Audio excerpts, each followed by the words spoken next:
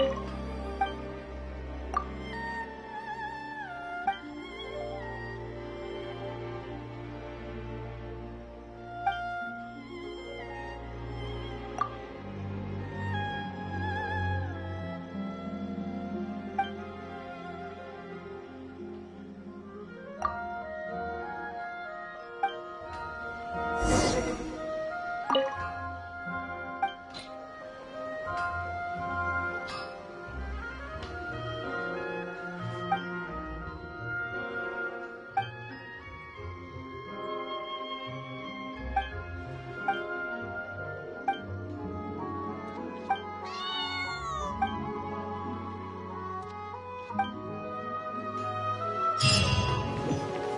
want to try to.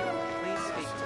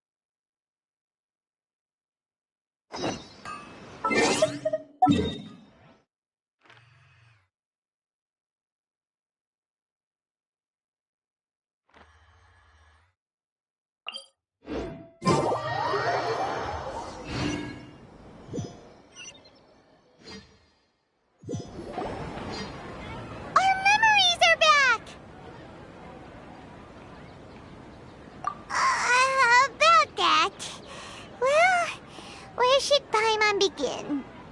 Traveler, aside from your memories that were just restored, I have another message for you. Listen to it and you'll understand. Can't go back. There are countless spaces here. Our Sub-Zero's festival in Sumeru City is just one of them.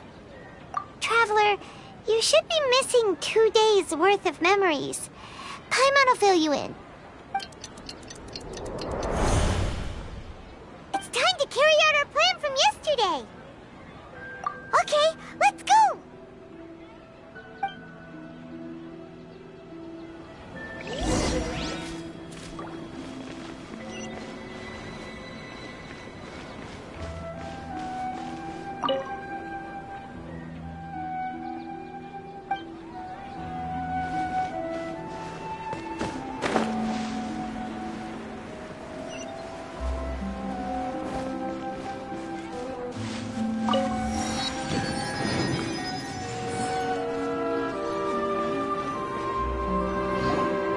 Why can't we leave the city? What is the academia up to now? Don't ask me. It's not like I can tell you anything. This is a direct order from the Grand Sage. Just wait until tomorrow. I have a real emergency. My goods have already arrived at Port Ormos. If I don't hurry, they'll be stolen. That's your problem. Make sure you make a request in advance next time. But it's not like you can just predict business matters in advance.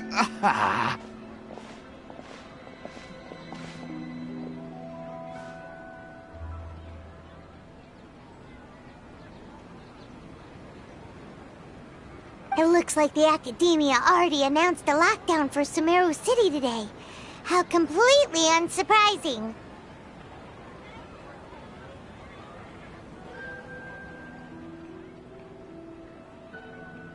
Let's go and question them. Hello, sir. Why can't we leave the city today? Here we go again. Don't ask me. I don't know either. We just received an order that no one is allowed to enter or exit Sumeru today. They didn't tell us anything else.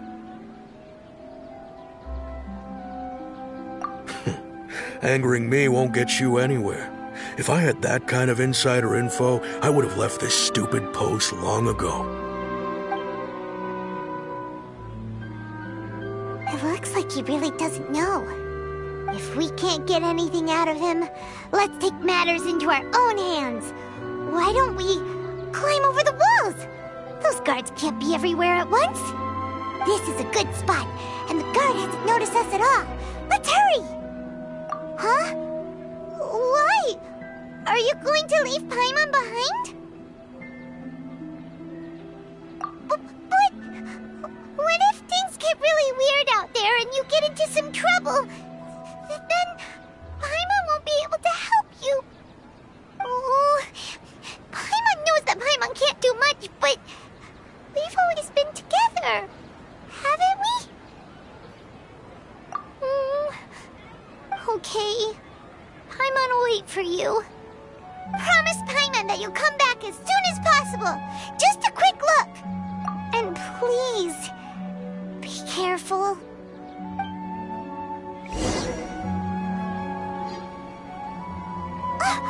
Memories!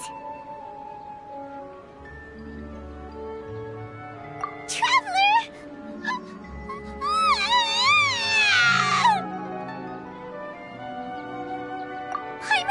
Paimon would never see you again! You just disappeared! Paimon waited for you for hours and hours at the city wall and you never came back! You promised Paimon that you were only taking a quick look!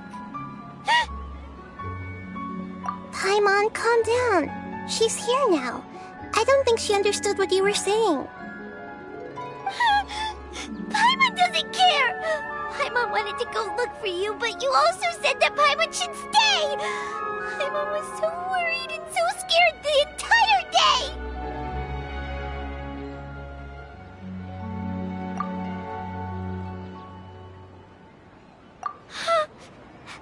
Okay. Paimon will forgive you. The most important thing is that you didn't actually disappear. Oh, Paimon was so scared that you had gone into another world. Okay, Paimon, can you tell us your perspective of what really happened yesterday?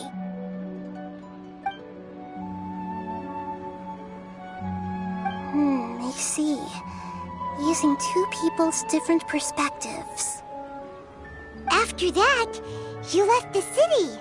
Paimon kept her eyes on you the whole time, but then you disappeared in an instant.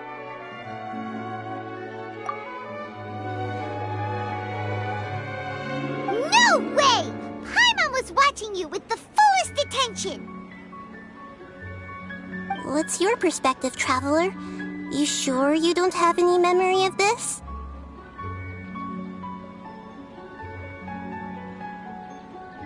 I guess that explains everything.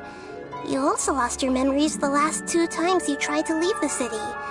Those days' memories can't be awoken.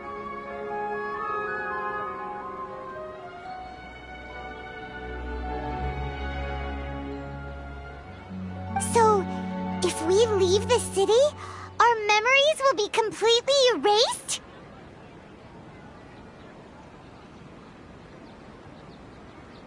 It really sounds like something big outside of the city is being hidden on purpose. But this way, we'll also never discover what's outside. Something like a message? But how can we send it back? Don't look at me like that. I'm not used to being stared at. Well...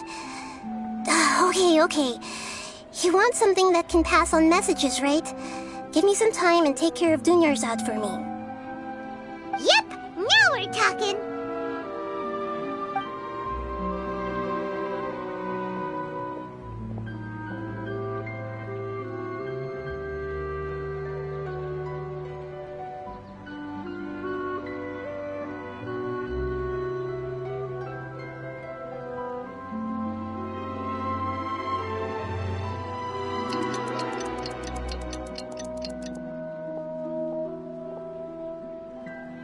I'm done.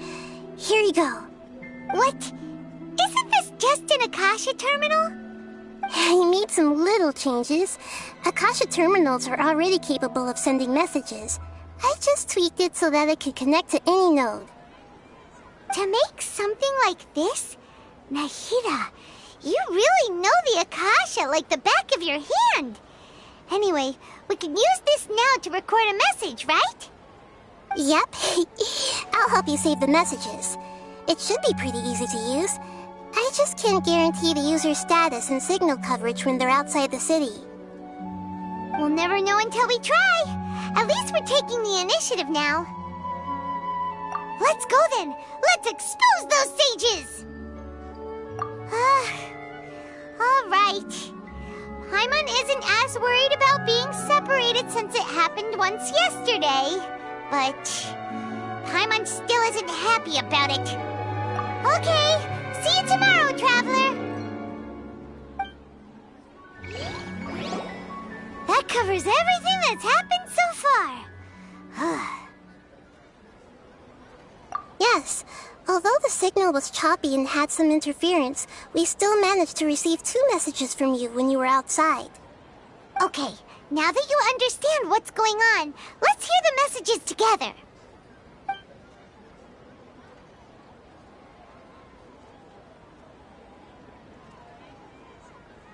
Can't go back.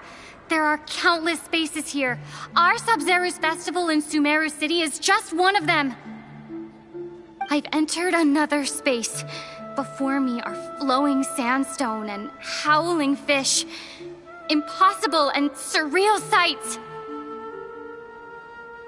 All these spaces are empty, except for the occasional ones that contain mute puppets rather than people.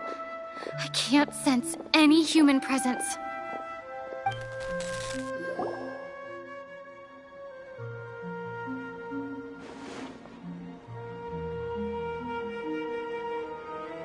That's one heck of an info dump. It sounds like you left the Sumeru City space when you set foot outside of the walls. But everything looked completely normal when Paimon was looking out from the inside. That's unbelievable. And if we take your word for it, the other spaces all had very weird contents. There's another part here. I only received it last night. These spaces have been disappearing, one after the other, absorbed by something like a sun in the sky.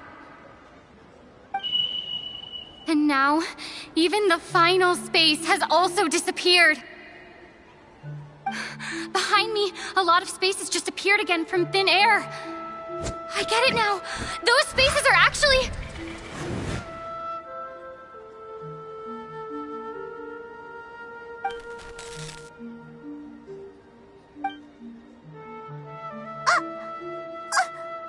Why did the message end right there?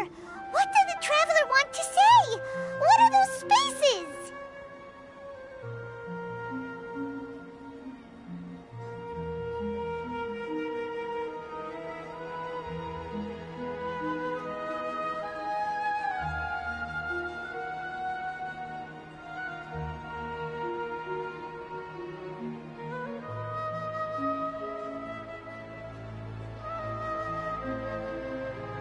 Probably because yesterday just happened to end at that moment. Oh, right. Paimon did hear a beep from the Akasha.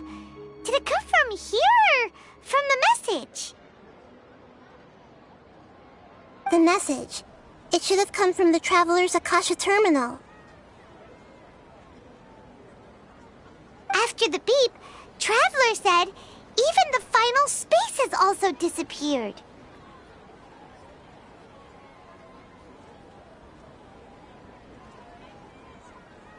Traveler, what do you think that final space could have been?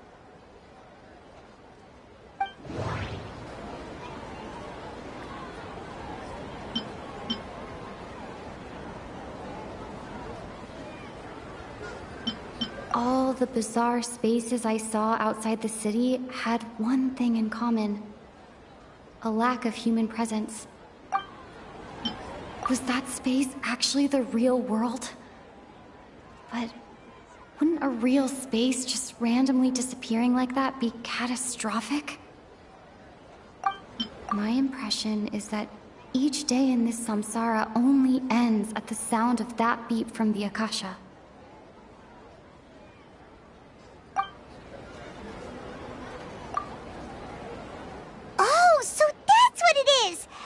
after the sound of the beep, the final space, the Sub-Zero's festival, also disappears, and we're taken to the next day. Later on, Traveler also mentioned a bunch of new spaces materializing behind them. Do lots of new spaces appear every day? Paimon's head is spinning. Just what are these spaces anyhow?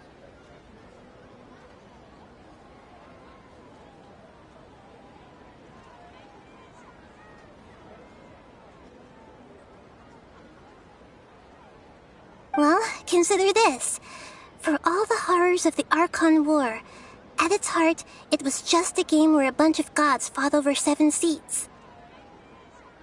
So no matter how strange or spooky things may look on the surface, maybe all they point to in the end is a small and simple secret. Wow, the Archon War, huh? That's an analogy and a half.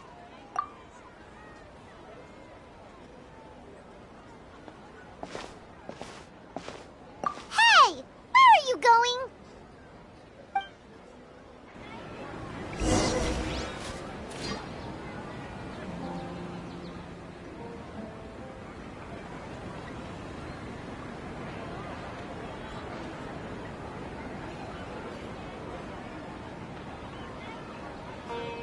You should really bring the Knights of Favonius with you next time.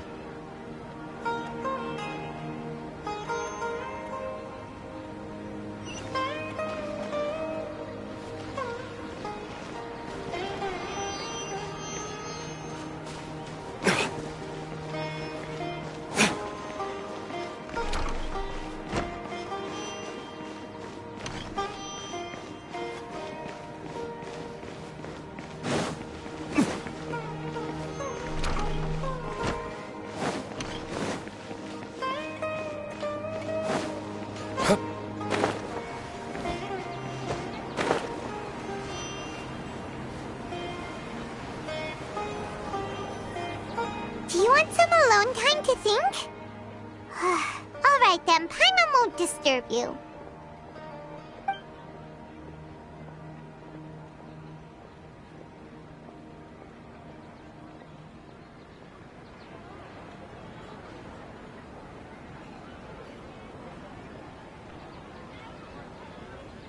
The dance of Sub-Zeros is about to begin.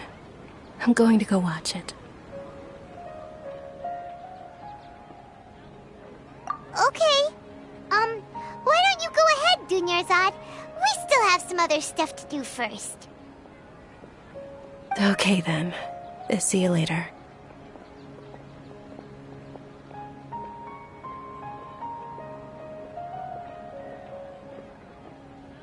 Have you figured it out yet, Traveler? Time is ticking away.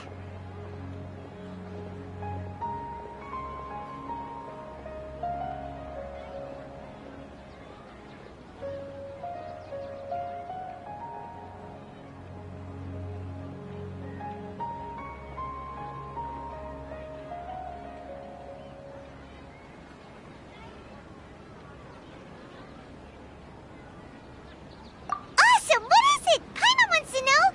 Oh, wait, no. Let's meet up with Nahida first. You can tell us both together. This time, we're gonna get to the truth.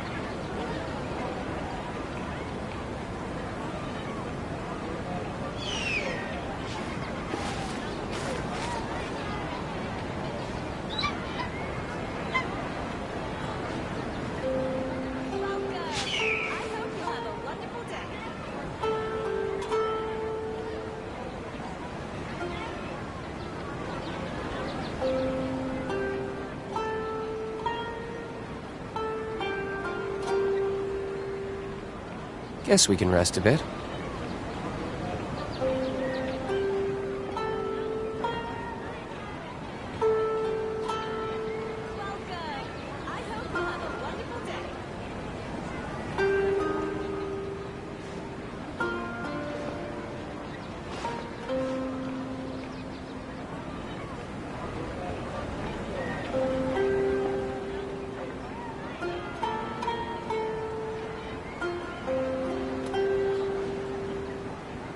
I still have a lot to do at the guild. How about you take a rest while I go back?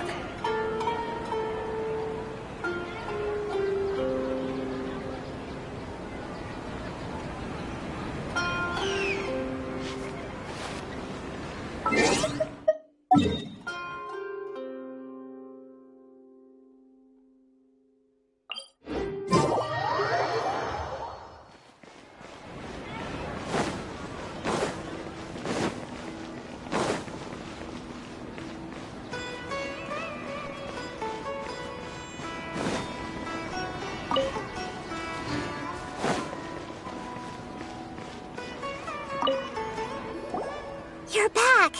I've been waiting forever for you two. Judging by the looks on your faces, are you ready to take your Sub-Zero's exam and graduate from the festival?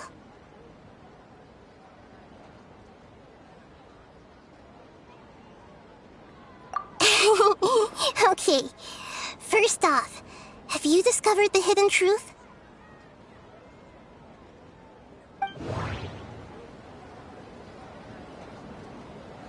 Okay, Nahida said, the Akasha relies on the power of a gnosis to operate, as it is the manifestation of the God of Wisdom's power. It compiles the wisdom of the entire populace, and it grants knowledge to the people. We've already experienced the Sub-Zero's festival many times, and the day of the festival seems to be in a perpetual samsara. All the bizarre spaces I saw outside the city had one thing in common: a lack of human presence. Those spaces remind me of dreams, like the one I had in the Avidia Forest, except these have no sign of human presence.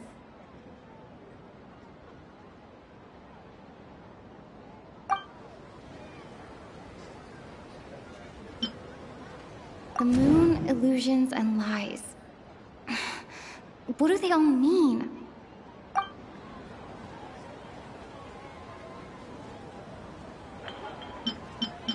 People in Sumeru don't dream. What a strange phenomenon.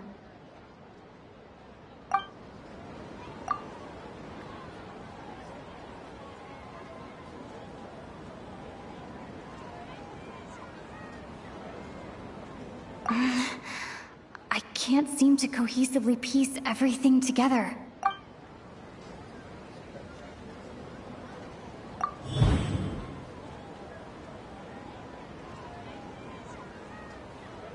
We are all in a dream. It isn't that the people of Sumeru don't dream. Rather, the Akasha is taking their dreams from them.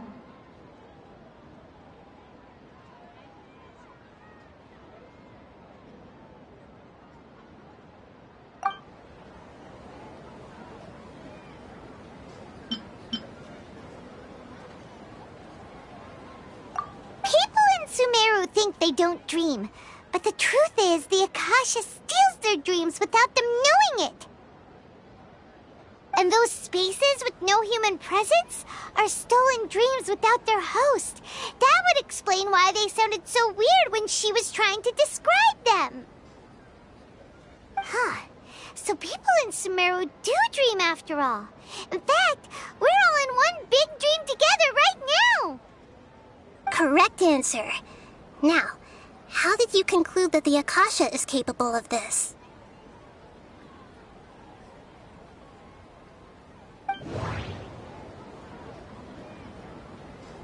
The Akasha relies on the power of a gnosis to operate. It is the manifestation of the God of Wisdom's power. It compiles the wisdom of the entire populace. And it grants knowledge to the people. That doesn't sound right. I need to carefully think things through. It compiles the wisdom of the entire populace.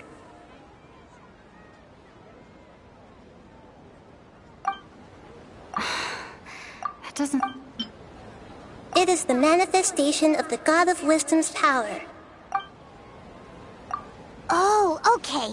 Those dream-controlling creatures in the forest also get their power from the Dendro Archon, right? That would explain why the Akasha has the ability to control people's dreams, too. But is stealing everyone's dreams really how the Akasha compiles their wisdom? Isn't there anything more to it than that?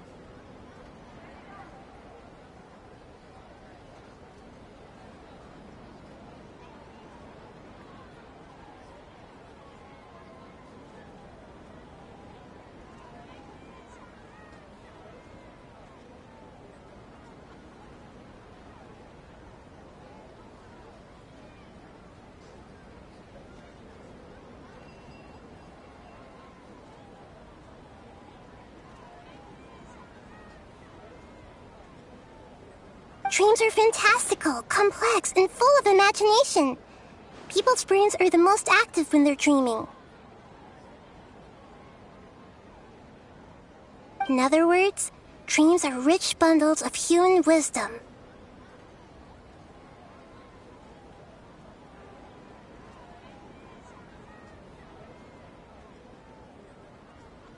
in other words, the complete opposite of how Hypatia understood it.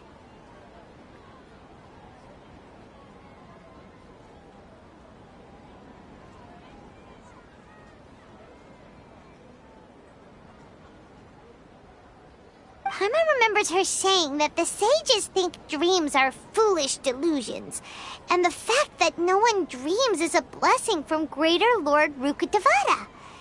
So it was all a dirty trick? The real story is that the sages from the academia are using the Akasha to steal people's dreams for their own use, huh? Oh? By the sounds of it, you understand the current situation pretty well. So then, what about the samsara?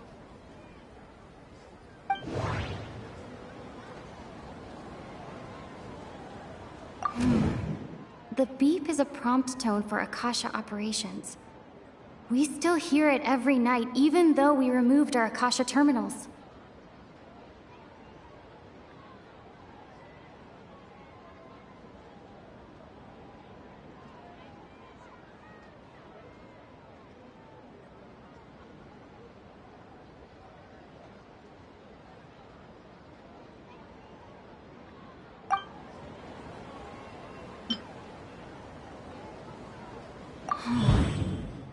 Those spaces kept disappearing before my eyes.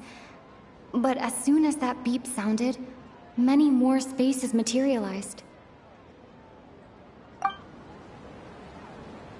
Those dreamscapes kept vanishing.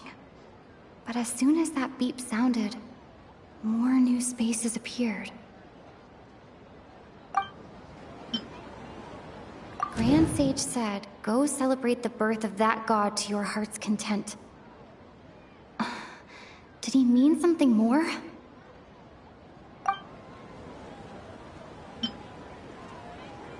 My mind feels exhausted, even though I haven't done too much thinking.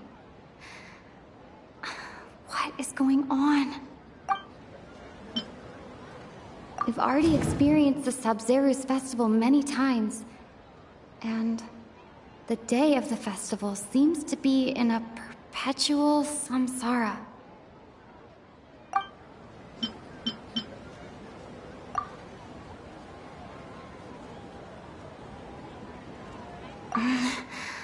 I can't seem to cohesively piece everything together. I can't seem to cohesively piece I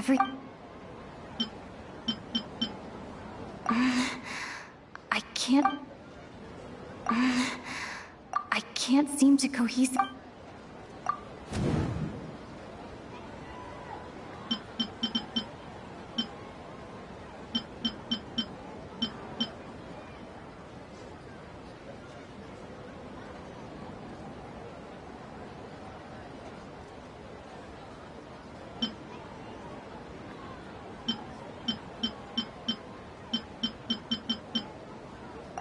Correct. The Akasha is keeping each person's brain in a constant dream state, but also separating their consciousness from their own dream.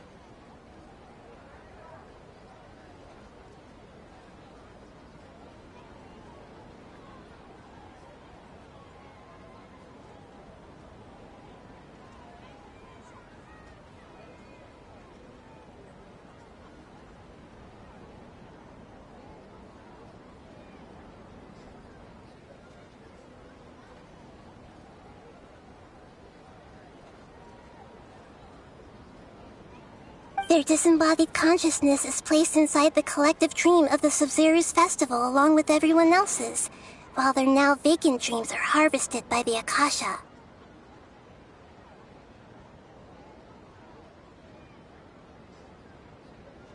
No one is any the wiser as another day passes in the dream, and so begins another samsara cycle.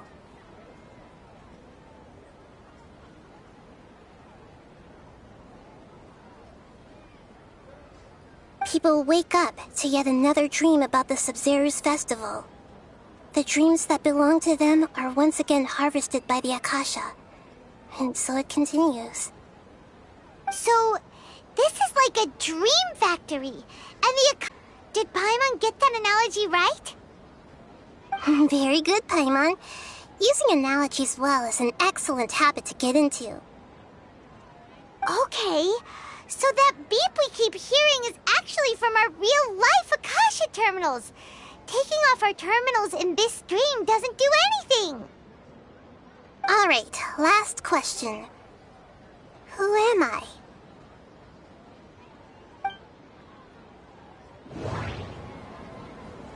They say that alchemical divination is the Dendro Archon's divine revelation. So then, if Nahida has referred to herself as the moon...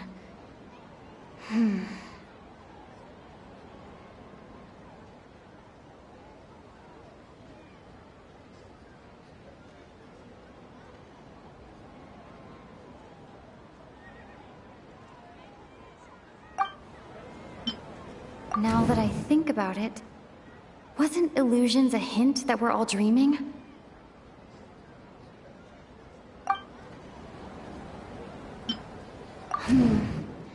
Now that I think about it, wasn't illusions hinting at the sage's deception of Sumeru's people?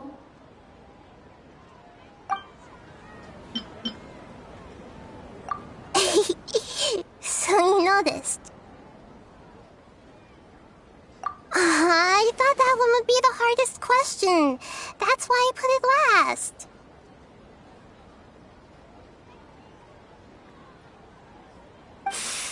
That wasn't hard at all. Even Paimon guessed that. Everything about you is different. We just didn't want to expose you was all. Now that you mention it, Nahida, you've been hinting to us since the very beginning. It's funny, thinking back to when we were asking all over the place for info about Lesser Lord Kusanali. Paimon didn't expect to meet you like this. Yes, those can wait until we're back in real life.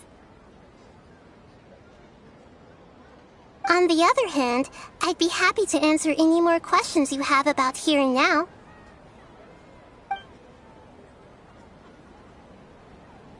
You asked me this question before. My answer was, it would literally blow your mind. Now that you know this is all a dream, this answer should hopefully make more sense.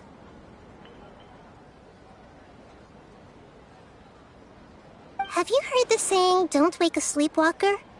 Likewise, if someone suddenly had told you all this instead of you learning it on your own, your notion of reality and dream would be thrown into irreversible confusion. I couldn't expose you to that kind of risk. That's why I could only give you very subtle hints and some suggestions. Long story short, I'm really sorry I had to keep you guessing.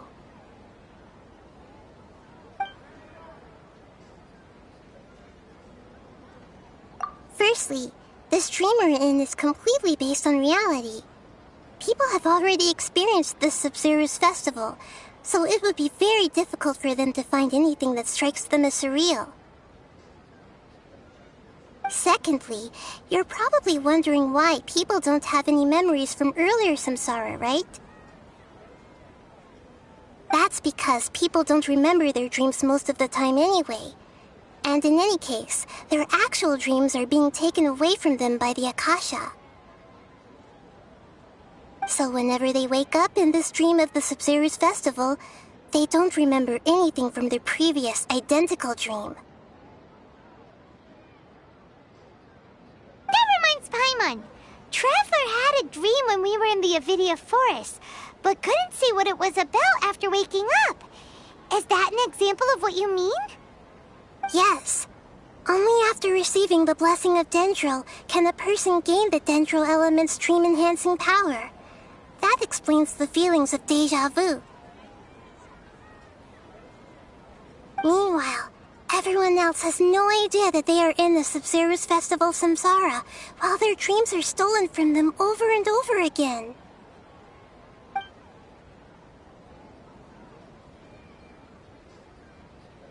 Can humans really keep dreaming forever like this? Will it ever end? And if so, when? You might say your mental fatigue has already answered this question. Eventually, there's only so much that people can tolerate. Especially those whose health is compromised to begin with, like Dunyarzad. This relentless exploitation takes an even harder toll on them. People's lives are at stake here, and nobody knows a thing! We've got to put a stop to this!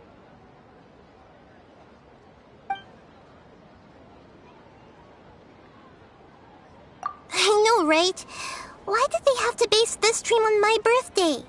Could it really just be a coincidence? Even you don't know the reason? Wow, now that's strange. The Academia sages are determined to harvest lots of dreams in a short time, no matter the cost. They have to be up to no good.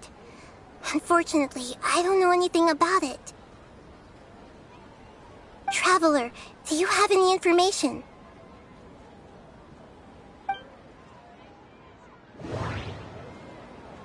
Those spaces remind me of dreams, like the one I had in the Avidia Forest. Except these have no sign of human presence. Okay, Nahida said, the Akasha relies on the power of a gnosis to operate, as it is the manifestation of the God of Wisdom's power. It compiles the wisdom of the entire populace, and it grants knowledge to the people. Grand Sage said, go celebrate the birth of that god to your heart's content. Did he mean something? Celebrate the birth of that god? Could it mean...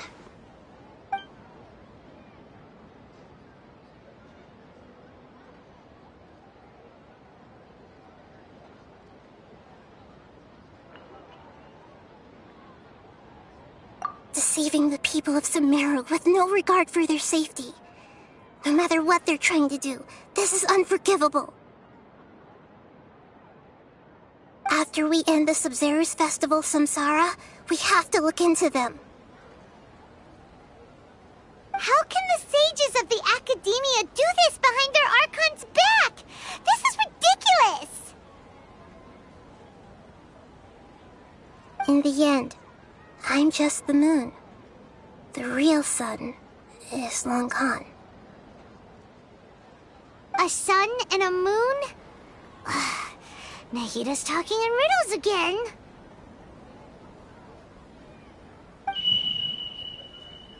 Oh, we're out of time today. I'll tell you how to break free of the samsara tomorrow. See you then.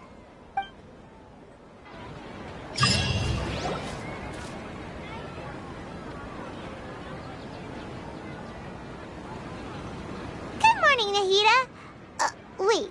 Now that Paimon remembers everything, should we instead say good morning, Lesser Lord Kusanali?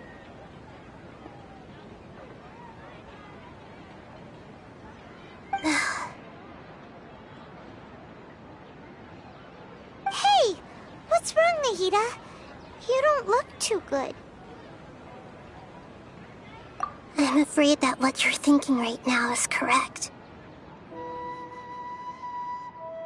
Did Dunyarzad already disappear? No way! Are we too late? The real Dunyarzad's consciousness has indeed disappeared. It can no longer endure the constant dream harvesting.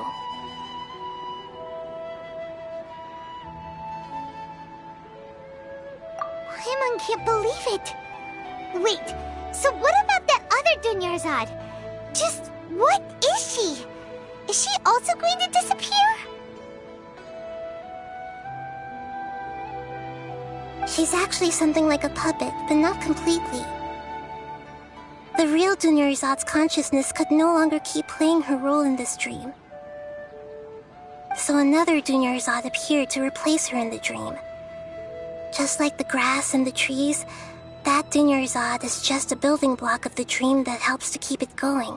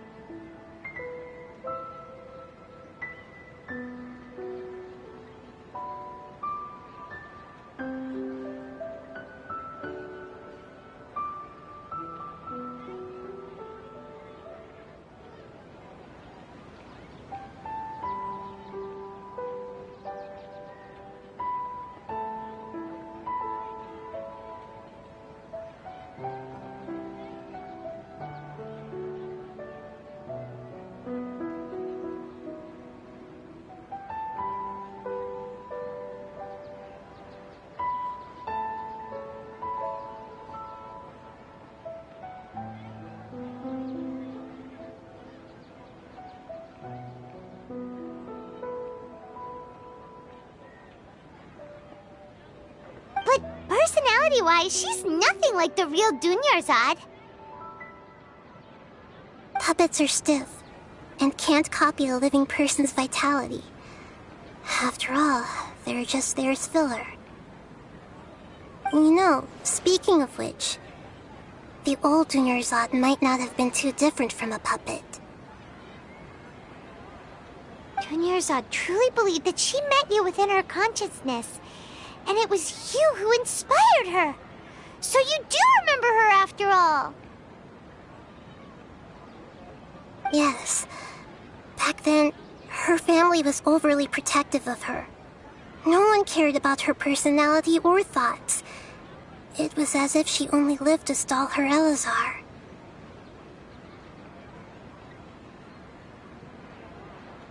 I just gave her a little wisdom so she could look at life in a new way.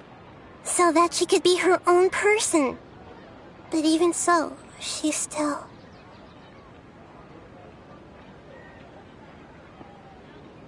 Far from it. I'm still a long way off from being a real Archon. I couldn't even save her. If I were a competent Archon, I wouldn't have let my most faithful follower die at the Sabzeruz festival with so many regrets. Please don't beat yourself up over it, Nahida. It's the sage's fault, and theirs alone.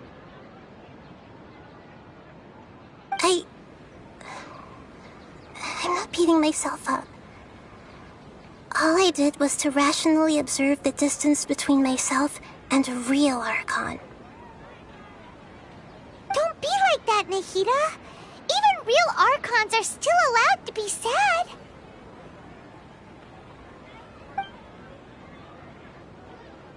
To prevent more tragedies like this, we must end the samsara as soon as possible. Great, but how do we do that?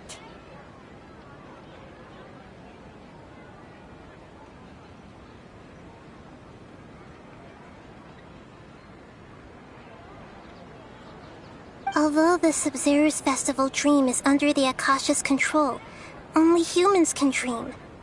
Even the Akasha is unable to create them.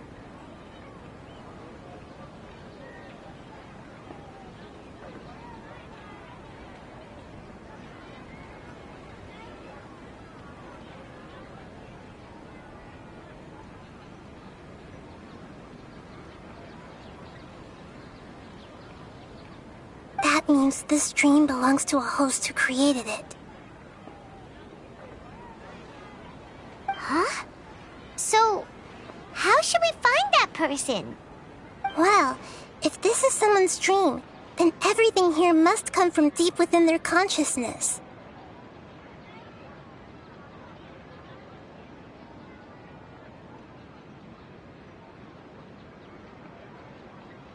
Which means, with the power of imagination, they can change anything in this dream.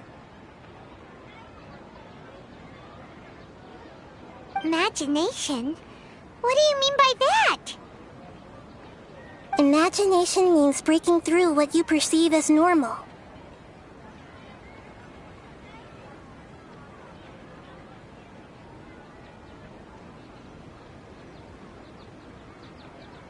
Like when the server at the tavern brings a plate to you, you'd naturally assume that food is on it. However, if you're the dream's host and you become aware that you're dreaming, when you imagine gold and more on the plate, the dream will respond in kind, and the server really will bring you gold and mora.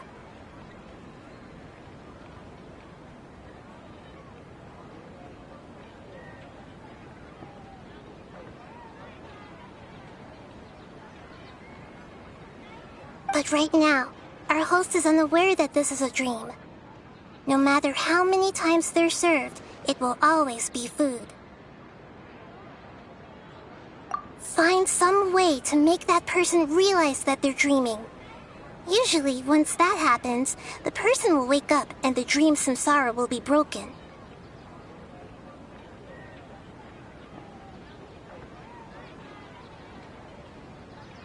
How are we going to find them, though? If it could be anyone, it'd be like looking for a needle in a haystack.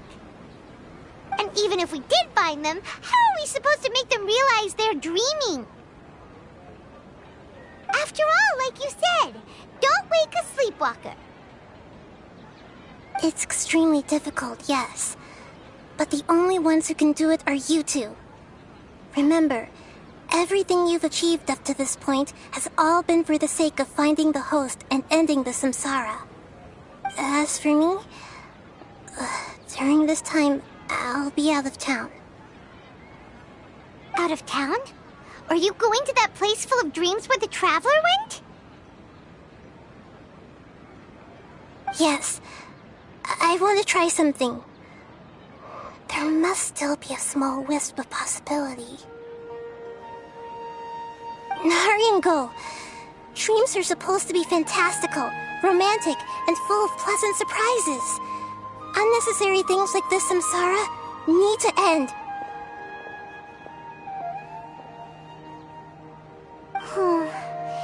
Paimon's still a little upset that we've come this far only for Dunyarzad to... She was such a good person, with such a simple wish. But fate was against her. Yeah, saving Dunyarzad is what kept us going this whole time. But we mustn't lose hope, Traveler. Dunyarzad would definitely want for her sake. Paimon's wondering, do you think the sages would get one of their own to be the host of this dream? Feels like it would be easier to control it that way, no?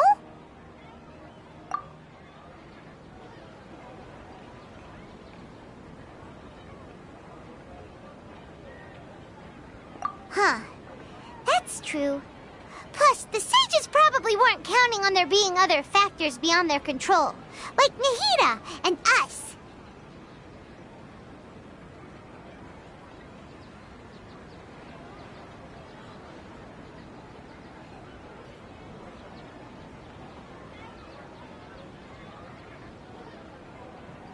So, who do you think the host of the dream is?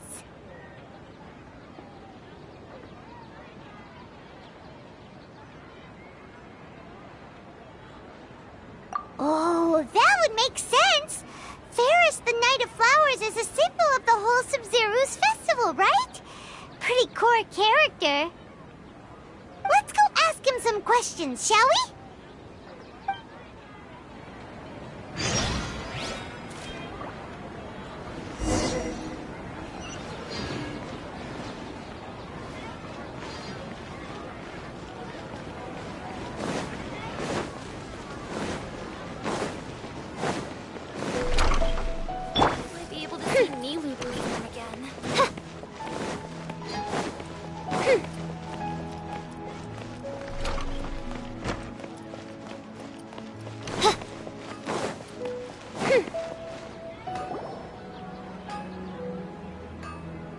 you're back. You left in a hurry last time. Is everything okay? Everything's fine, just... it's a little hard to explain. Would you mind taking part in a little experiment with us? An experiment? That came out of nowhere. I'm listening, though. What do you need me to do? Could you make a wish? You want me to make a wish? Is that a new Sub-Zero's festival tradition or something? Less questions, more wishing!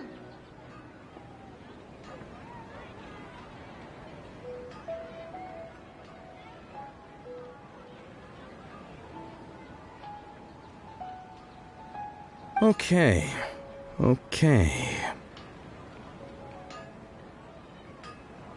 My wish. Okay. I'm a little nervous saying this out loud, but I want Miss Dunyarzad to be happy. Oh. I noticed earlier that she looked a bit down, and she wasn't really talking to anyone. She just doesn't seem like herself. She's always so gentle and kind, and all the kids love her. I've also wondered if the reason she asked me to be Fairest Knight of Flowers is because I'm special to her, or something.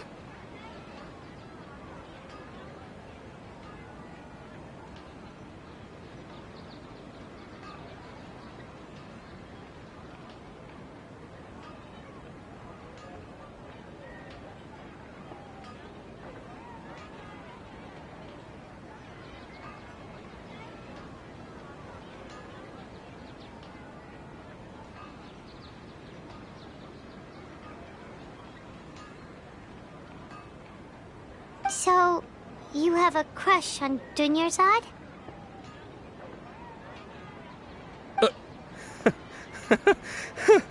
Oh, is it that obvious? After what I just said, I guess it is.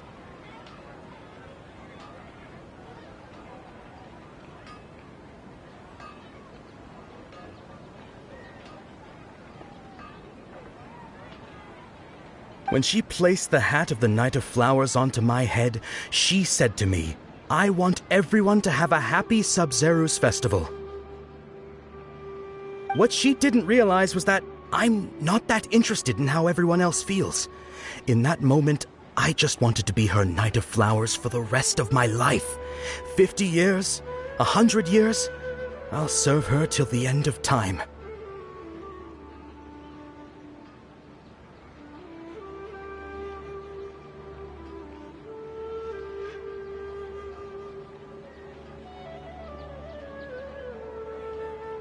Okay, yeah, that was a bit much. Felt like the right moment to get it off my chest, but that was pretty embarrassing.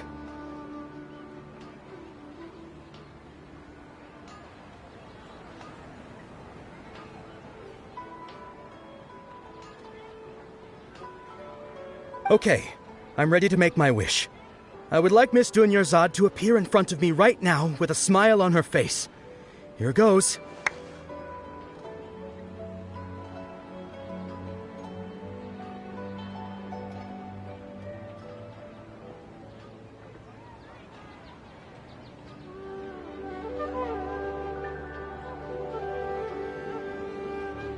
Please come true.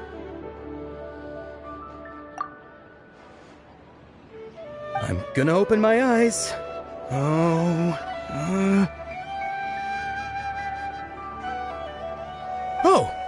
you're...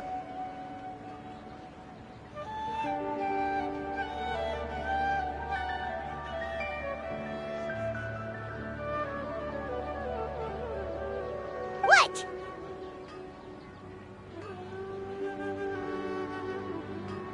Fucky? Sorry, but only one portion of Yelda candies per person. Back home you go.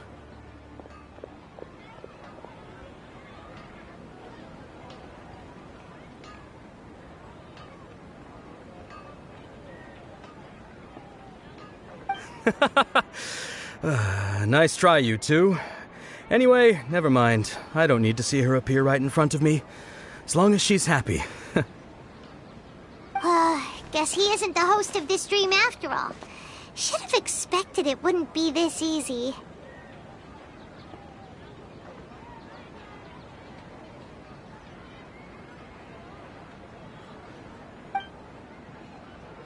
It seems like everyone who knows Dunyarzad loves her, but none of them has any idea that she...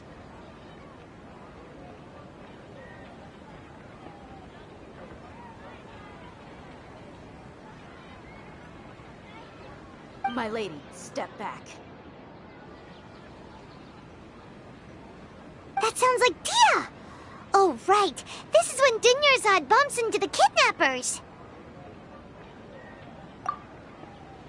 Huh? But Dia can handle them! Hey, Traveler!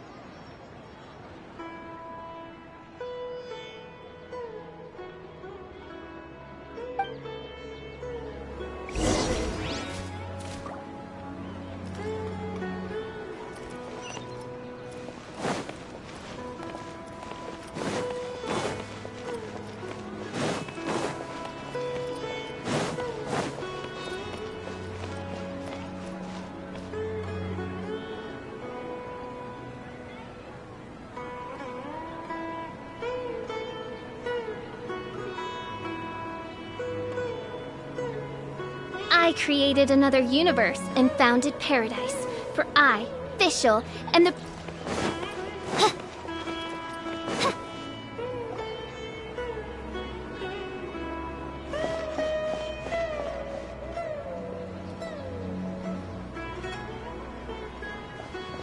Oh, it's you. Great timing.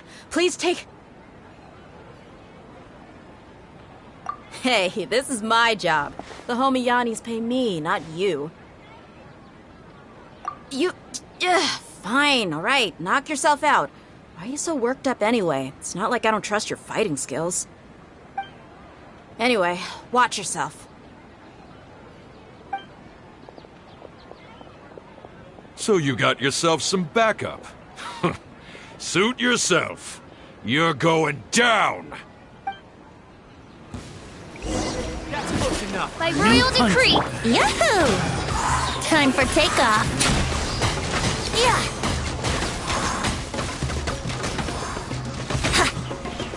Following orders. Brace yourself.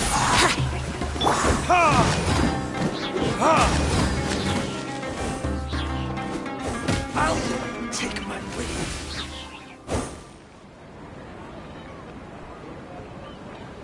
Traveler, were you just taking your anger out on those guys?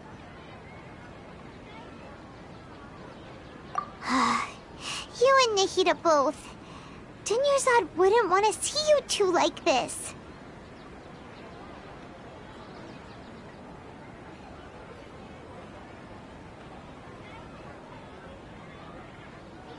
Oh, and speaking of her, Paimon just remembered something. Remember how during the first Sub-Zero's festival, before the Samsara started, we came here with Dunyarzad because she wanted to pick something up?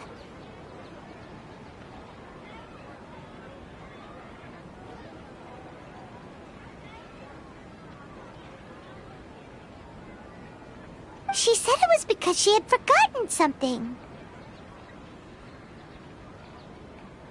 Okay, so Paimon's memory is working so far. Anyway, Paimon also remembers that she is staying somewhere around here. She pointed it out to us the night before the Sub-Zero's festival. Yeah, even if it's only a tiny clue, it'll probably still help us more than this needle in a haystack search.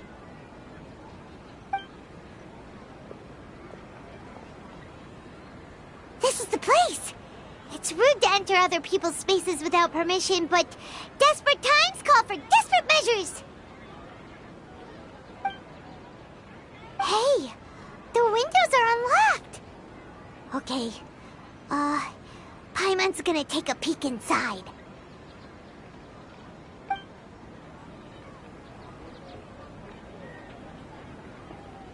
This was only a temporary residence, so there was pretty much nothing inside except this book on the table.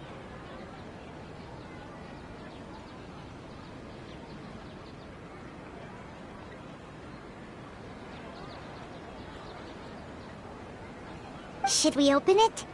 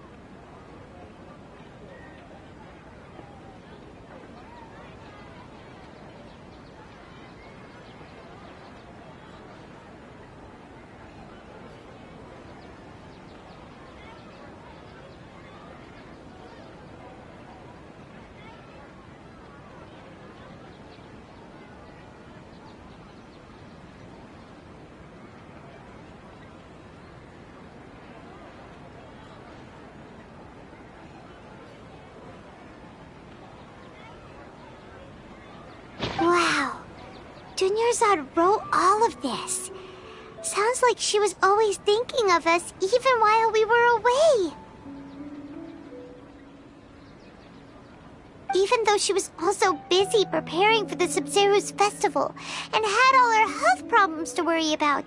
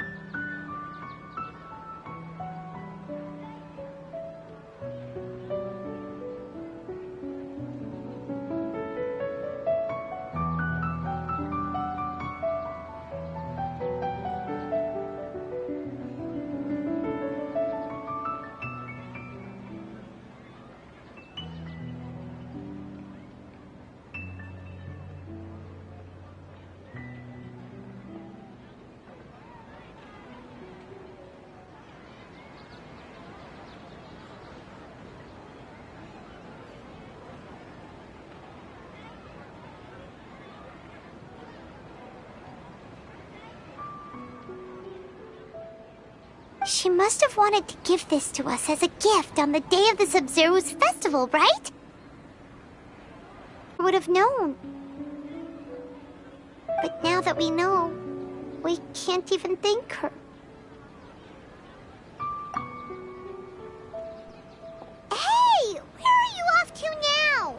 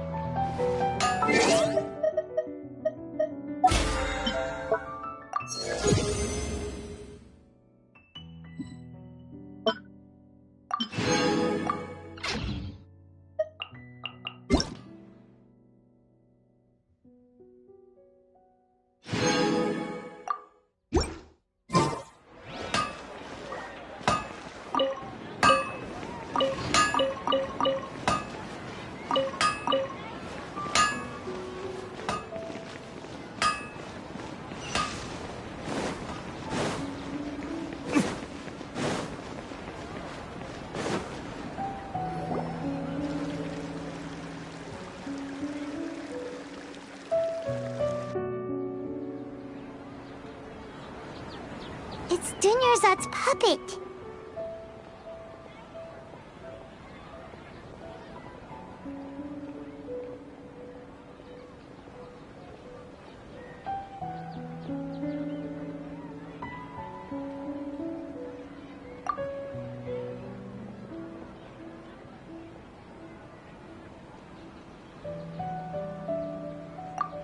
Traveler?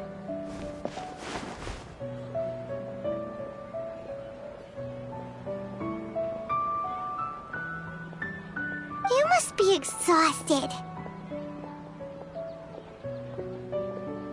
Come to think of it, we've been stuck in this place for a really long time. Heck, even the last time we were chatting happily with Dunyarzad feels like an eternity ago.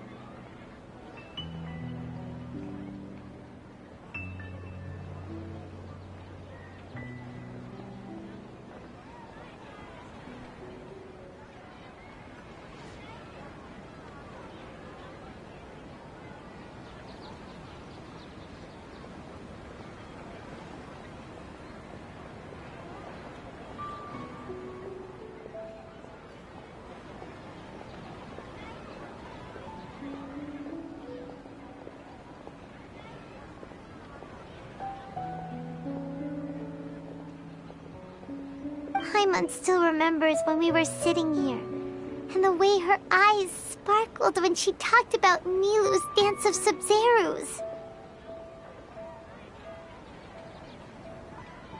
There will always be frustrations in life, but I know that the point of living is not to leave behind any regrets.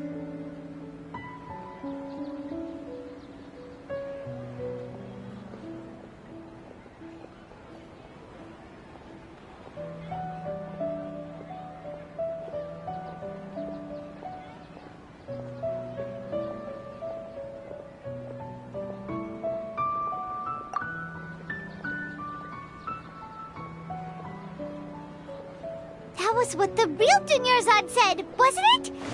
Does that mean... Yes, Traveler. What is it? Oh, so she's still just a puppet. But just now, how come... What? Where are we going this time?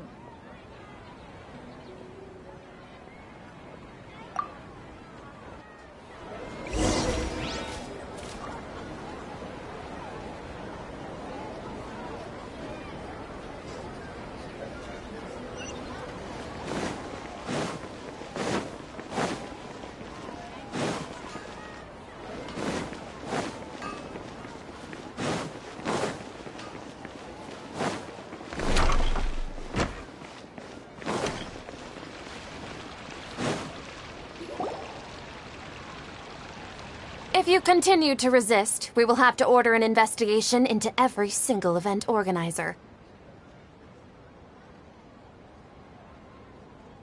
The Grand Sage has already granted you much leniency. I advise that you exercise tact. How did things turn out like this?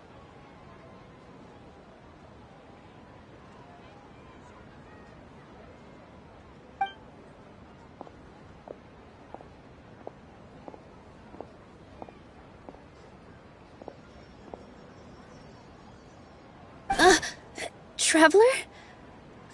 You don't have to get involved. He's a sage from the Academia. I don't want to drag you into this. Traveler? Traveler? What the heck are you doing? If you get arrested by the Academia, that's another day gone to waste!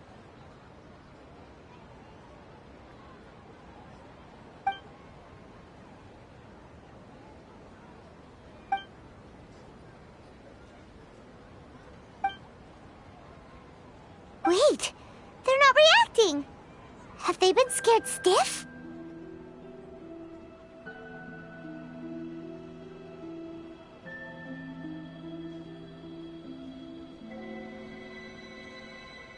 Oh, of course! If this is the Sage's plan, they wouldn't put themselves through this!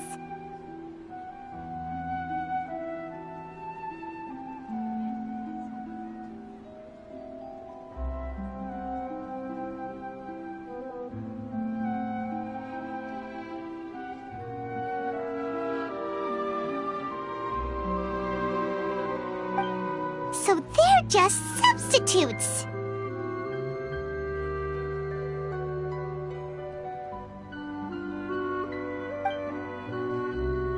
What is this? What happened to the Grand Sage and his entourage?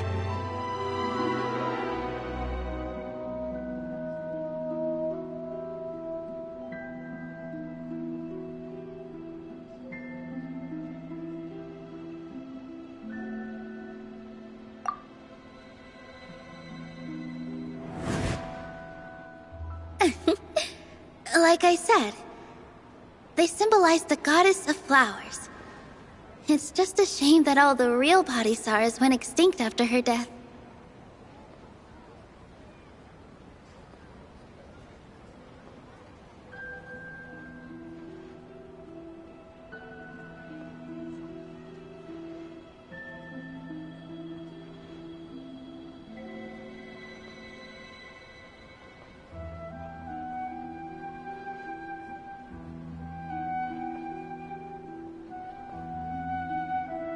Yes, the Greater Lord brought forth new Padisaras in memory of the goddess of flowers, but she ultimately could never truly replicate that beautiful shade of purple.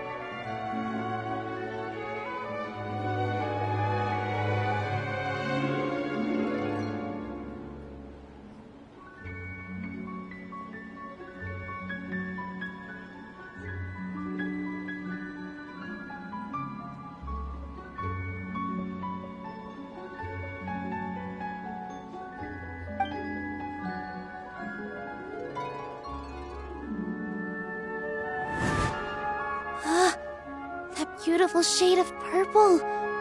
Aren't these flowers real Padisaras? Just like the ones from the legend? I didn't even notice! Tanyarzad, did you find these?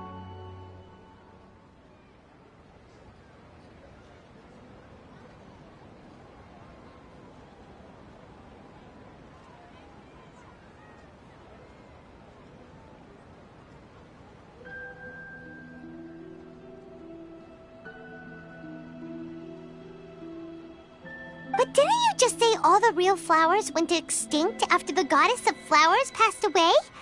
So, how?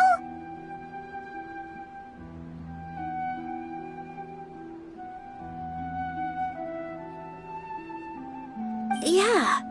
What's going on here? Huh? You guys are acting weird. But okay, I'll try.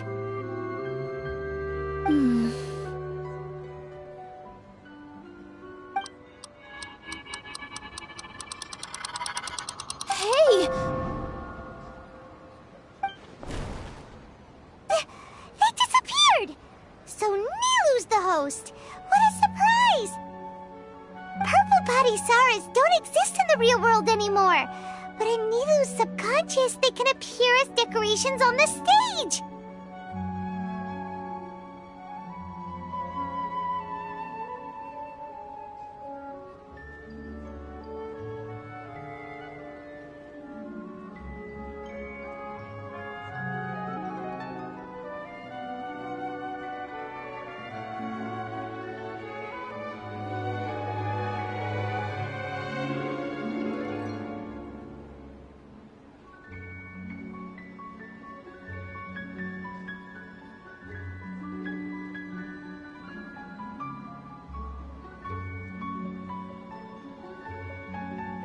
It's just like the example Nahida told us. People assumed there will be food on a plate, and Nilu assumed there would be real Padisaras in the flower pots.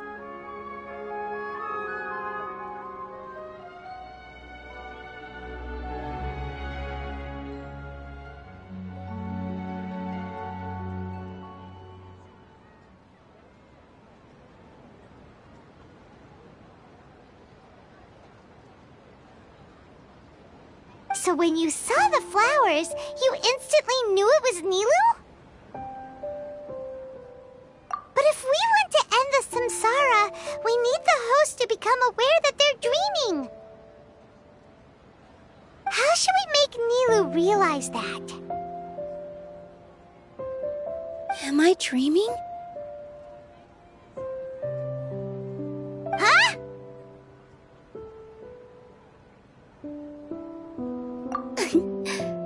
So I'm right. Is this Lesser Lord Kusanali responding to our celebration of the Sabzeruz festival?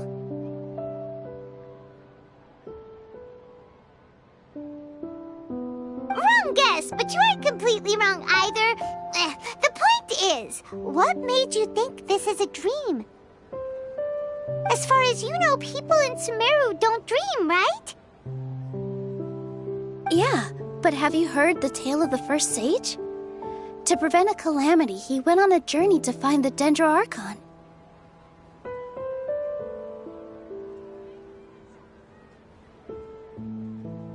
Ooh, sounds familiar. Dunyarzad told us a story like that when we first arrived in Sumeru City. So it was about the first sage, huh? Yep, but in the part you heard, he hadn't become the first sage yet. There's more to the story. His piety and wisdom were acknowledged by the Dendroarchon, and she finally gave her blessing to him.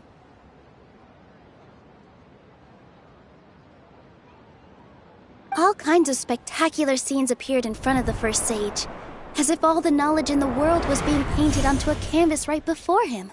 He was captivated. After who knows how long, he mastered all the knowledge he could comprehend. Afterward, he said to the Dendroarchon, "I miss my parents, my wife, and my children. I've been away from home for far too long. They must be worried. The Dendro Archon smiled.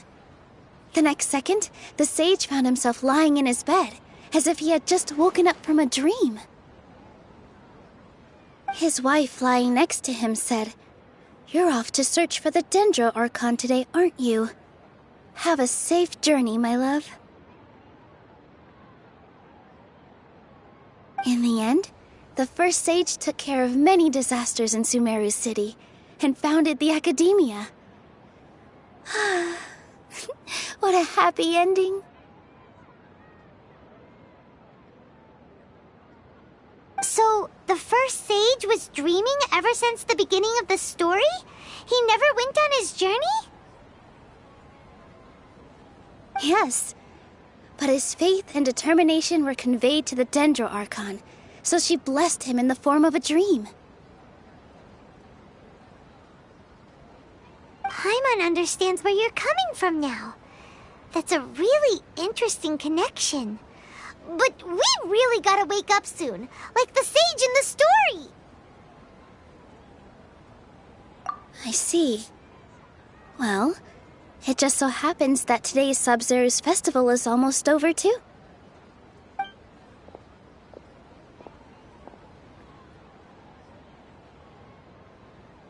Since we're in a dream, let's make this final dance of Sub-Zero's as beautiful as we can.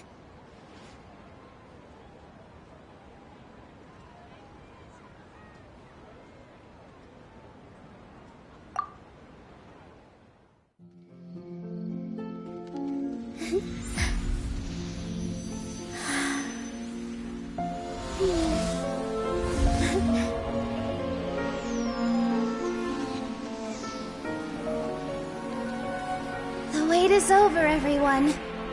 I dedicate this to our god, the Dance of Sub-Zero's.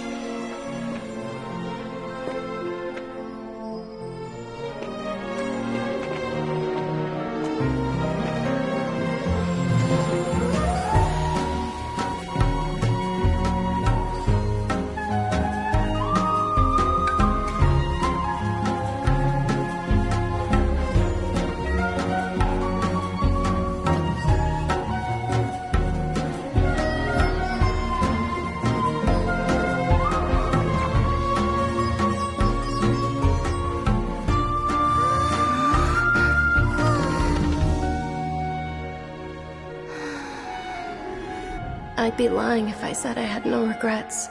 I would have loved to see Nilou's dance.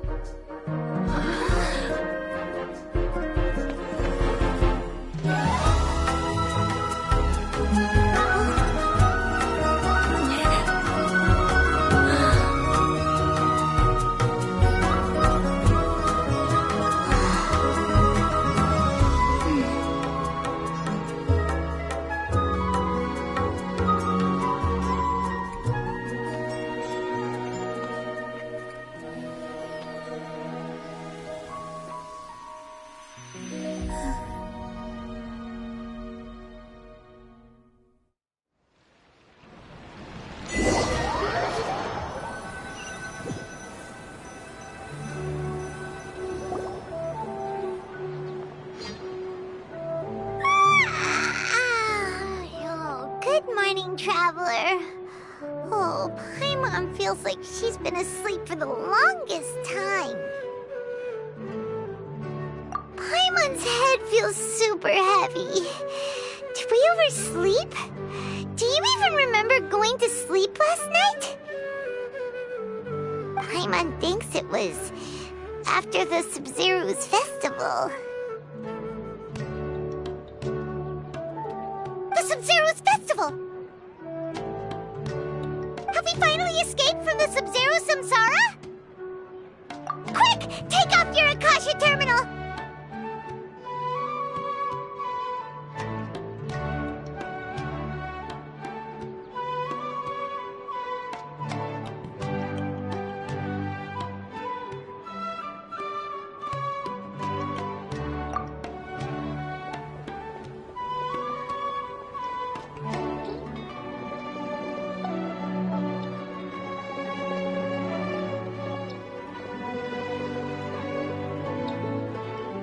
She's not in her room. What happened?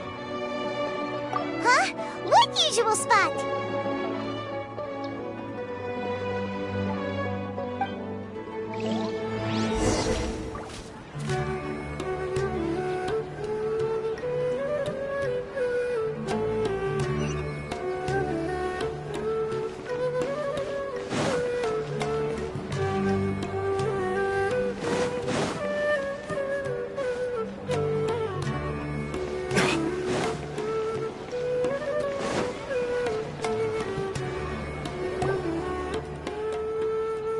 Well done, Traveler and Paimon.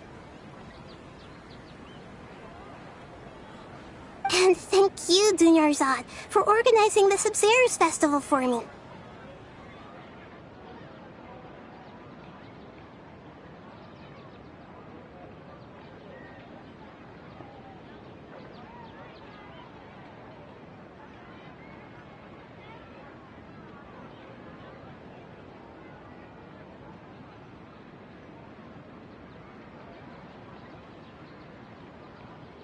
I'm sorry, who are...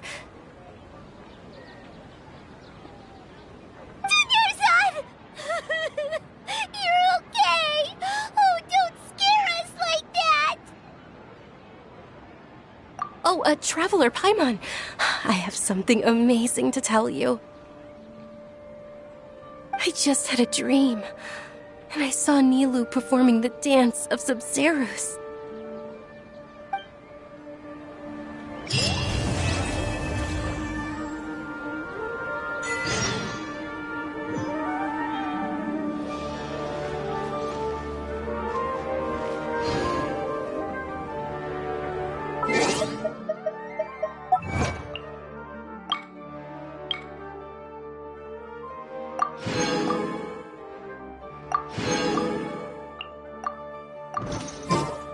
You should really bring the Knights of Favonius with you next time.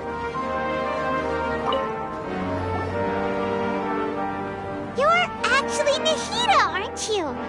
Paimon felt like Catherine was acting weird when we met at the Sub-Zero's festival.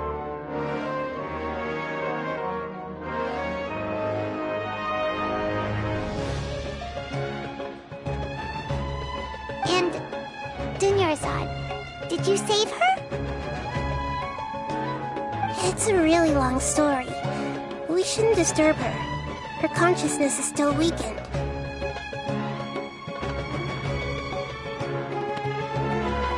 Let's chat somewhere else. How about by the Traveler's favorite bench?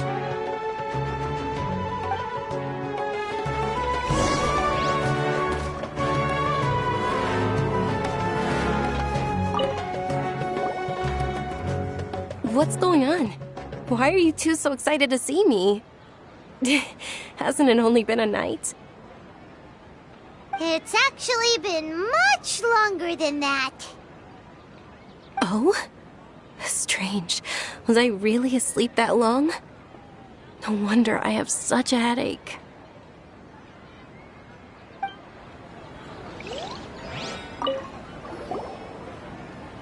What's going on? It's actually been... Oh?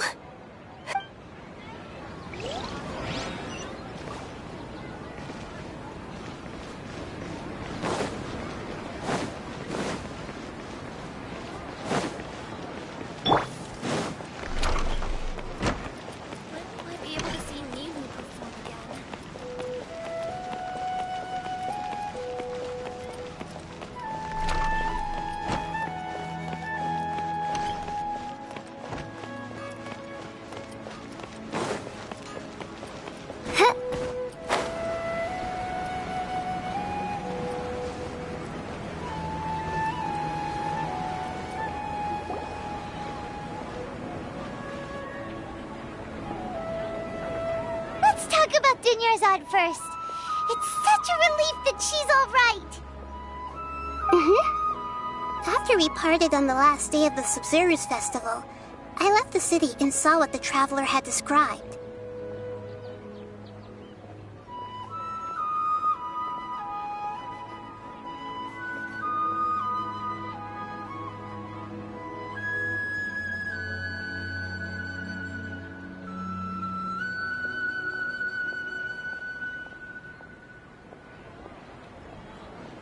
Among the countless dreams, I found one that was growing fainter and fainter. This proved my suspicion. Once Dunyarzad could no longer bear the Akasha harvesting her dreams, her consciousness began to dissipate. But this also meant it escaped the Akasha's control.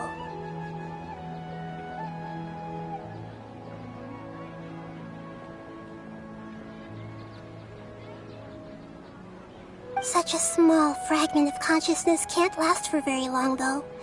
It will return to its original dream.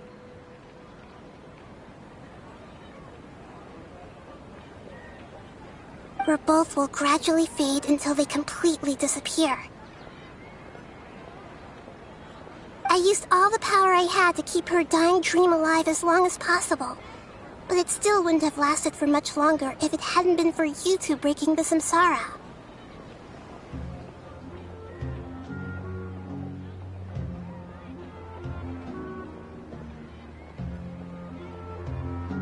So it looks like we did manage to save Dunyarzad in the end. And not a moment too soon. Huh? Why are you two smiling so happily? I thought you'd be so moved that you'd start crying. I need to spend more time observing human emotions.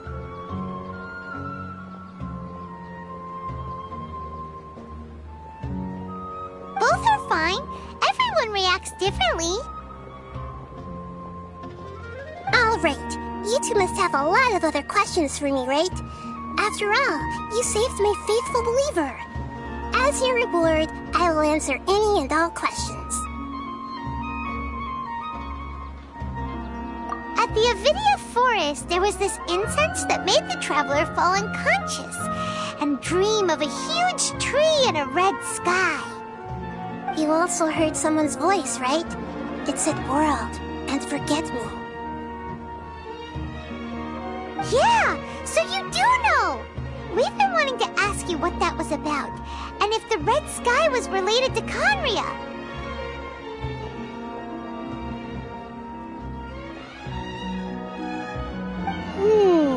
It seems like the traveler established a connection to Irminsul. That was a message left by Greater Lord Rukkhadevata's residual consciousness in Irminsul. Perhaps her last memory before she died.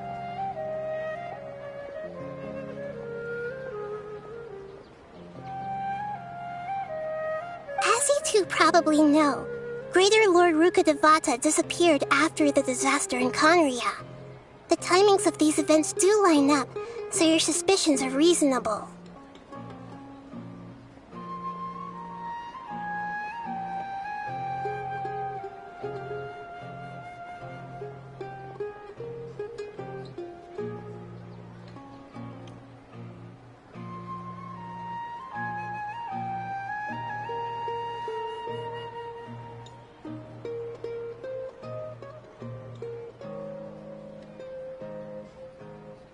A message from Greater Lord Rukkhadevata?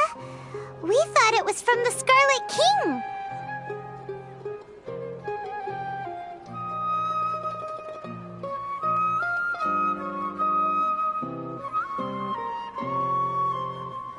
The Scarlet King? That god who died even longer ago? Some present-day desert dwellers still worship him. You probably just heard some of their conspiracies.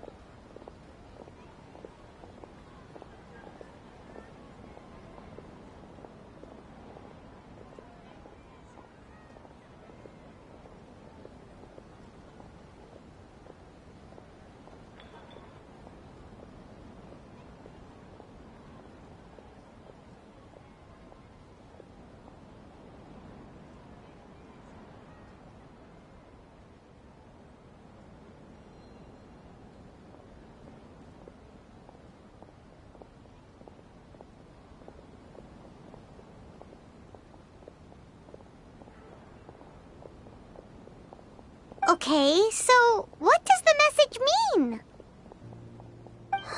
I still haven't managed to decipher it. Even the Akasha isn't currently capable of doing that. Greater Lord Rukkhadevata's residual consciousness in Irminsul seems to be contaminated with something that has a very dangerous aura to it.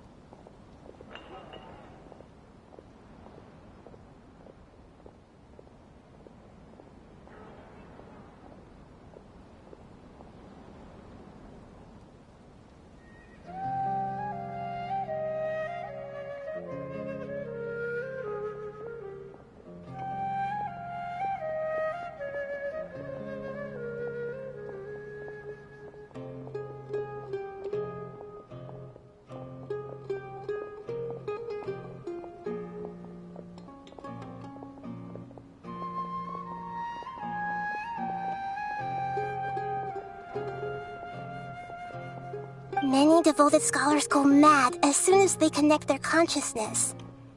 I've warned the academia about this many times, but people still keep falling victim to it. But I believe this is the key to saving Irminsul. That's why I've kept trying to decipher it.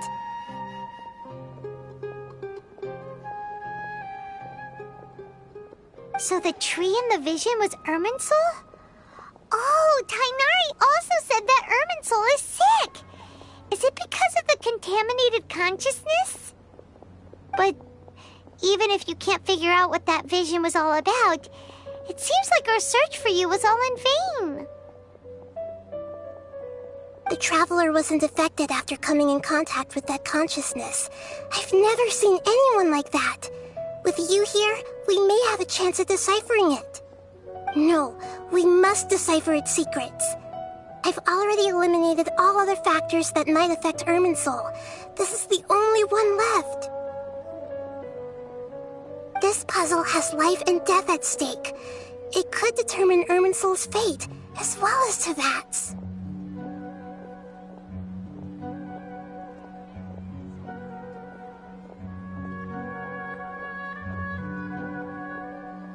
To be accurate, I'm using the Akasha as a medium to occupy Catherine's consciousness.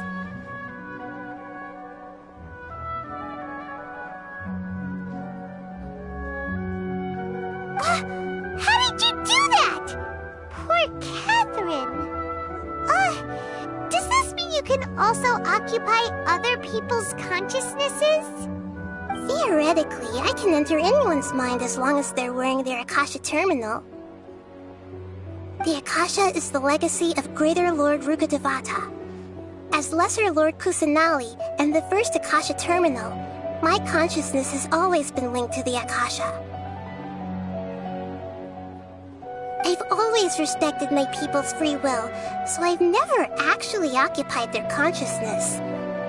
When necessary, I just borrow this bionic Snezhnayan puppet.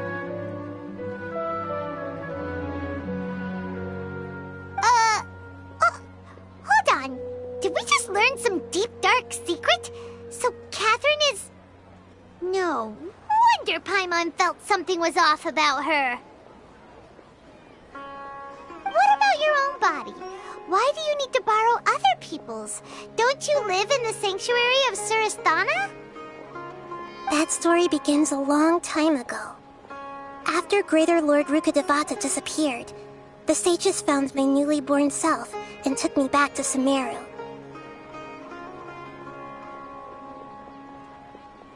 At that time, I was young and weak. The sages kept me in the sanctuary of Surasthana, ostensibly for the sake of protecting me. But I've hardly heard from them since. However, I do understand that they had hoped to find Greater Lord Rukkhadevata instead of me, a symbol of her passing.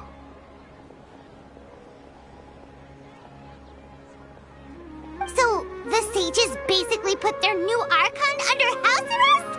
How dare they! Why don't you teach them a lesson, Nahida? In some ways, they aren't wrong. Greater Lord Rukkhadevata was omniscient and omnipotent. Even after her death, the Akasha is still empowering this nation. And I'm still really far away from being able to call myself the God of Wisdom.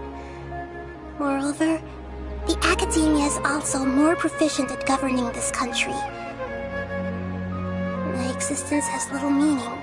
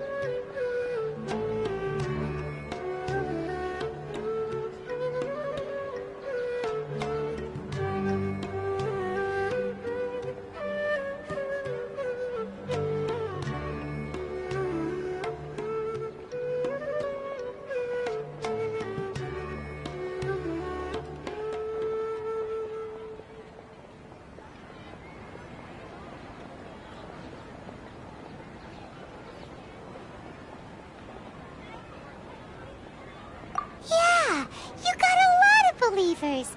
Just look at the Sub-Zero's festival. Everyone who showed up truly loves you. Thank you for the kind words. But I honestly don't need physical freedom as long as I can connect my consciousness to the Akasha.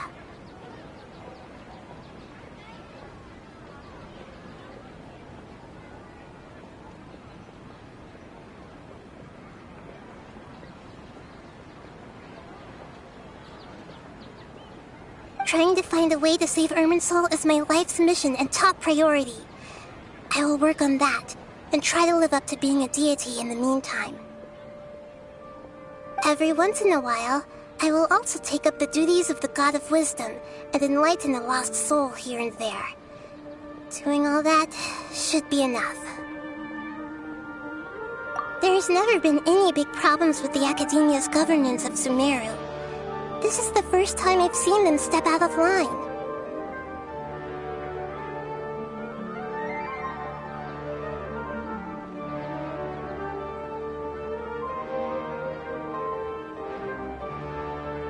I wonder what caused them to go down this path, and what they hope to achieve. Even though the city's residents haven't noticed anything strange, if the Traveler hadn't broken the Sub-Zero's samsara, the situation could have become dire.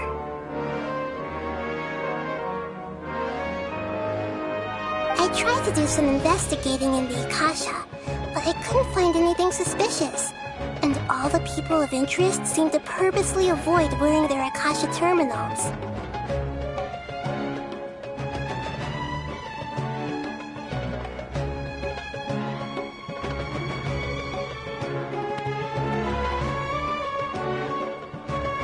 I think they're deliberately trying to hide something. Oh, that reminds Paimon. In Gandharvaville, there was a sage who had invited Kainari to join some kind of project. Could it be related?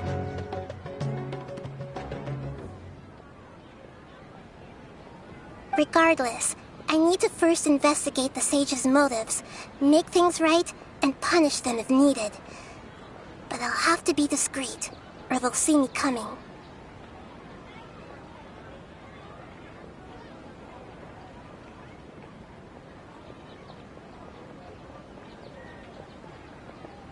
You mean how the Akasha stops you from having dreams? Yeah, it's been such a long time. No one's noticed something's up? It's not that no one noticed. It's more like no one cared. Ultimately, it's all rooted in the sage's misdirection.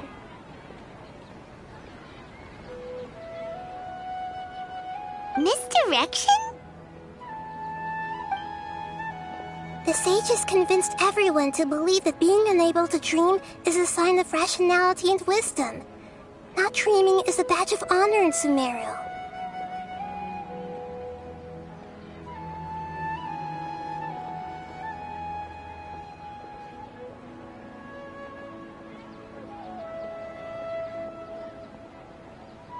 Even if the truth is that their dreams are being reaped by the Akasha. With their propaganda in place, the sages can maximize their use of the Akasha to facilitate their research.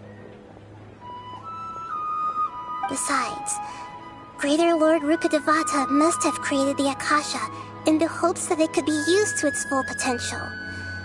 That's why I've never come out strongly against this.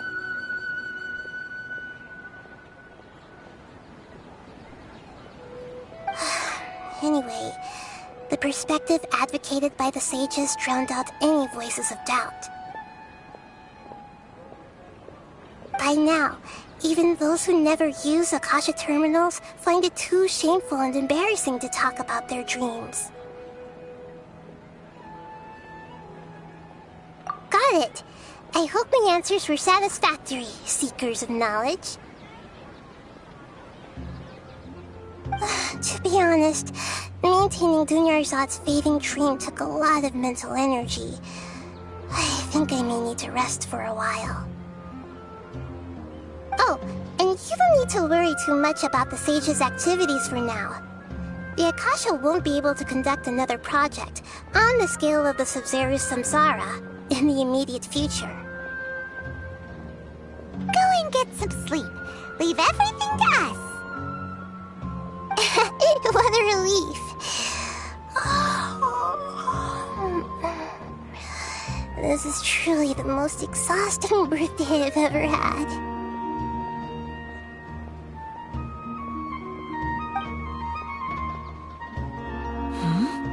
Traveler? Paimon? Why am I here? Do either of you know? Maybe you were sleepwalking. You know you can't wake up a sleepwalker. We happened to walk by, so we thought we'd wait for you to wake up. I see. Huh. I should visit my maintenance personnel sometime. Oh, I'm fine. I better go. Thank you.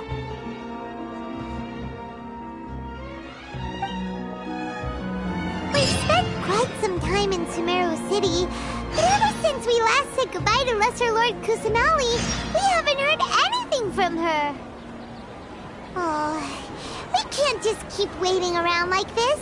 Let's go find Catherine and pick up some work so we can at least keep ourselves busy. Don't you remember your...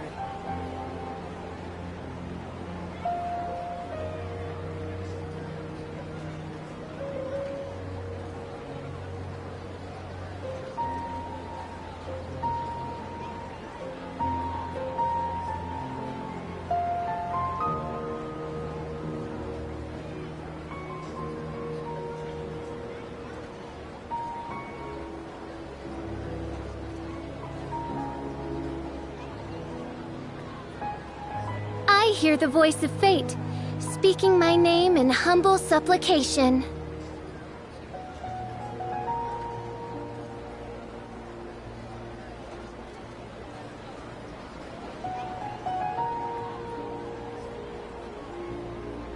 I created another universe and founded paradise, for I, Fischl, and the Prinzessin der Verirrt...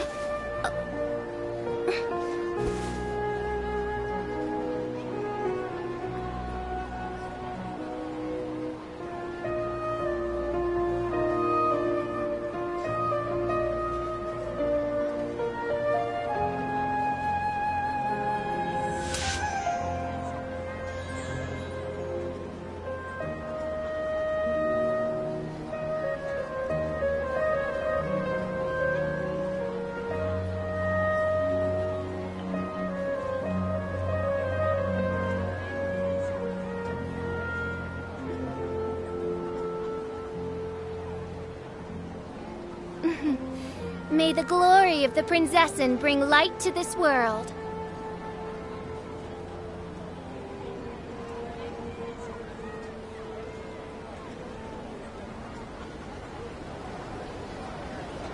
I created another universe and founded paradise, for I, Fischl, and the Prinzessin der Verirrt...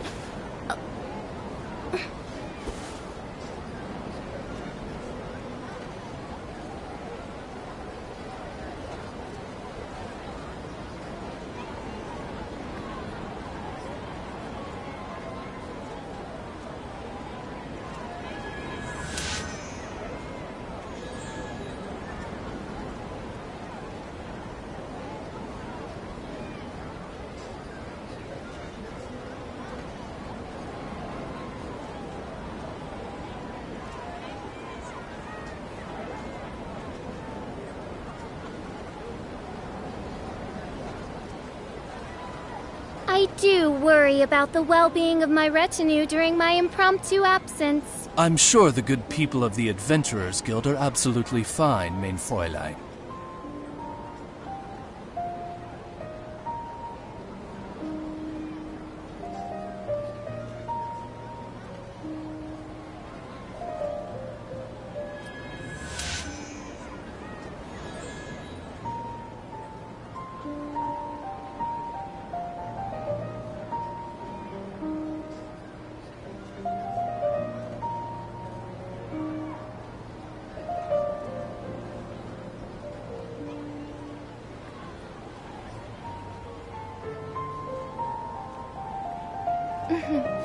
May the glory of the Prinzessin bring light to this world.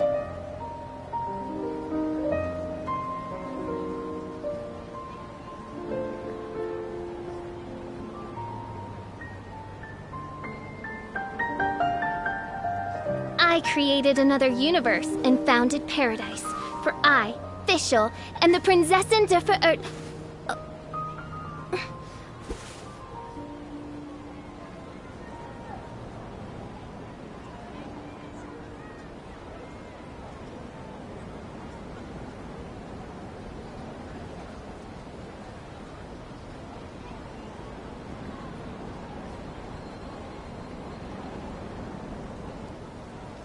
I do worry about the well-being of my retinue during my impromptu absence. I'm sure the good people of the Adventurers Guild are absolutely fine, mein Fräulein.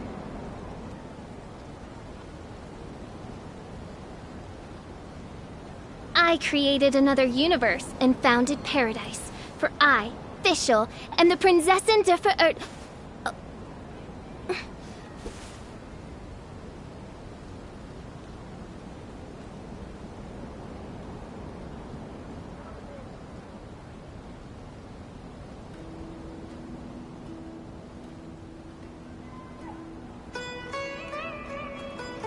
I hear the voice of fate, speaking my name in humble supplication.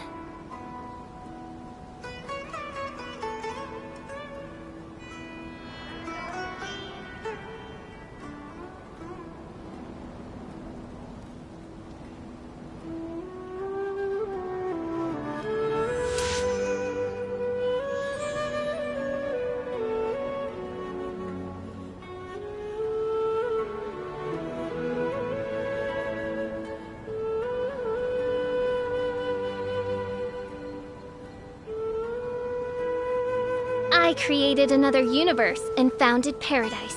For I, Fischl, and the Prinzessin der Verirrt...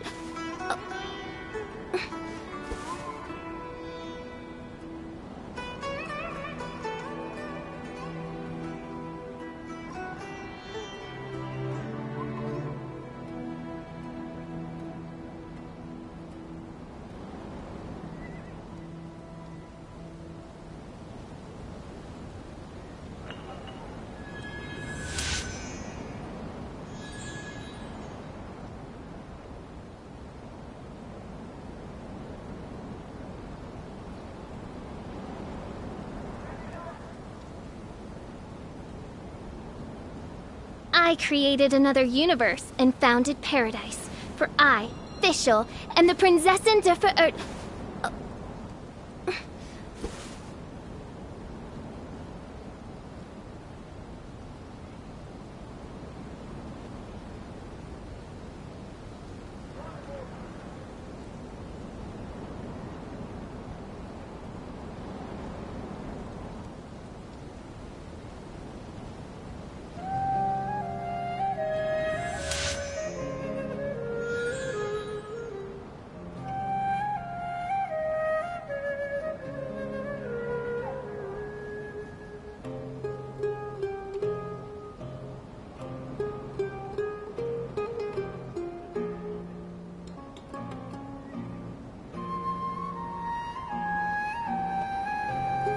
I created another universe and founded paradise. For I, Fischl, and the Prinzessin der Verirrt...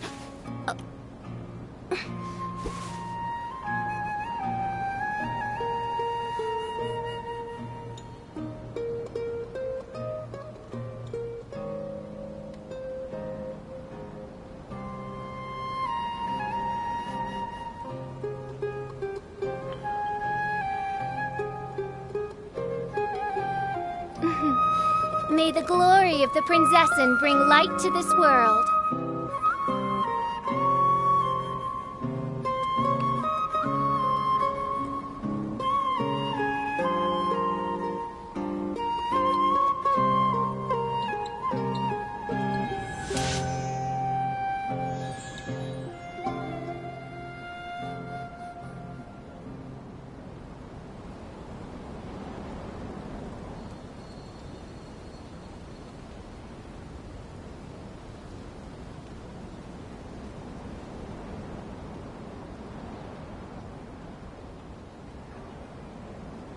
I created another universe and founded paradise. For I, Fischl, am the Prinzessin der Verirrt...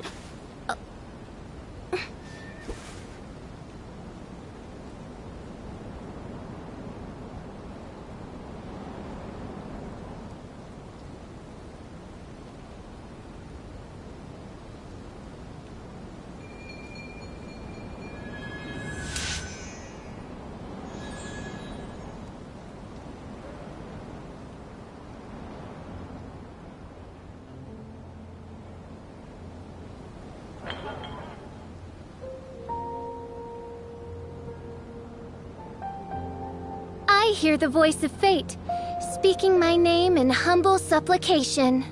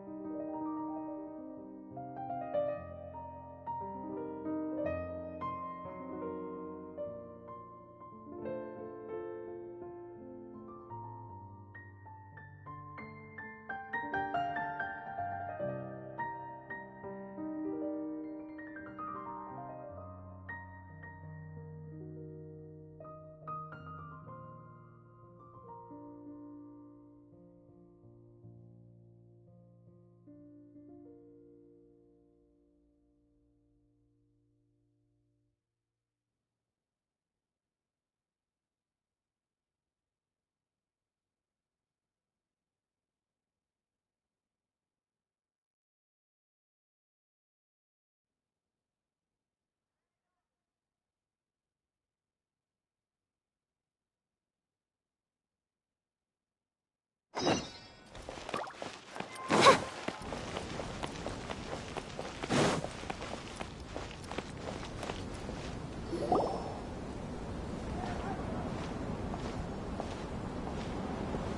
Astra Abyssosque. We meet again, you two. Hi, Catherine. Do you have any commissions for us today? Commissions, huh? Let me think. Oh, how about this? Please attend the Academia's Academic Symposium this afternoon and recite a love poem on stage. Wait, say what now? And if possible, please also use your camera to capture the reaction of the audience upon finishing the poem. Huh? What kind of commission is that?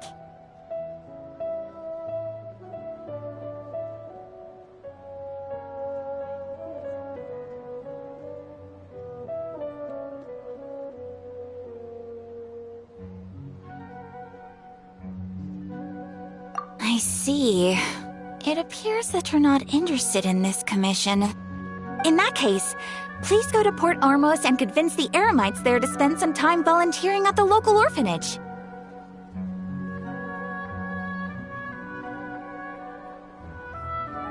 Hey, that's not any better.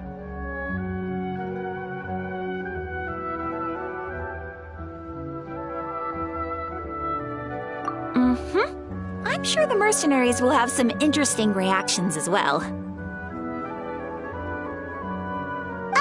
Paimon's gotta ask, just who exactly has been submitting these commissions to the Adventurers Guild? Oh, the commissioner? Well, actually, I just wanted to see the two of you in action.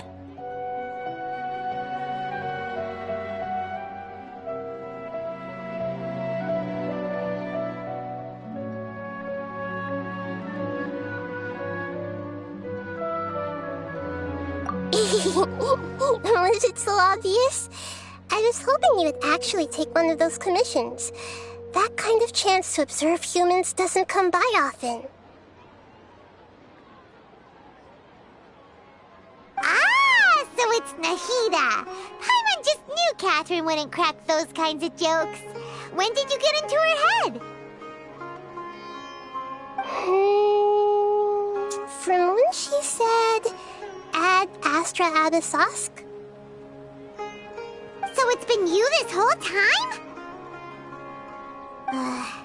Are you done resting up, Nahida? Yes. I've been sleeping ever since we parted ways, and I even had a really, really long dream.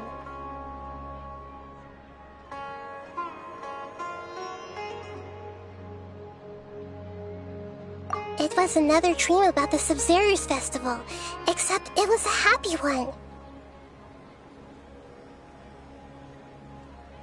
In my dream, I was sitting in the middle of a flower terrace, and everyone in Sumeru City was holding hands as they danced in circles around me. They danced round and round, and everyone looked really happy. I also got to sit on a gigantic flower carriage. Ferris, the Knight of Flowers, raised me really, really high above the ground, and I was throwing an endless amount of Yalda candies at the children. You know, Nahida, maybe your dream is how the Sub-Zerus festival really should be. It's meant to be a joyous time where everyone gets together to celebrate your birthday.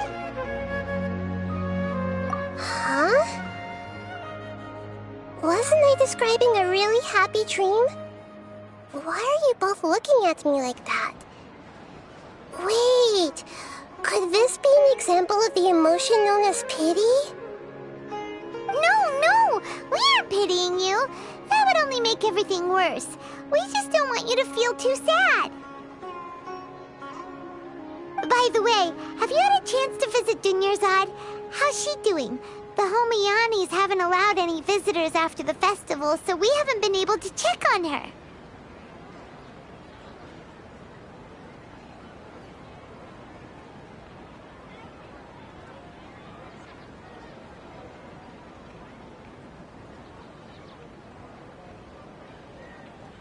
Yes, I paid her a visit right after I woke up. She was resting at the time. Her condition is stabilized. However, since Elazar is a manifestation of the withering on the human body, we can only cure it by finding a way to take care of Irminsul's own withering. But for the moment, our top focus should still be figuring out what the sages are up to and what they're planning. Right. Who knows what'll happen if they manage to pull off another scheme like the Samsara of the Sub-Zero's festival.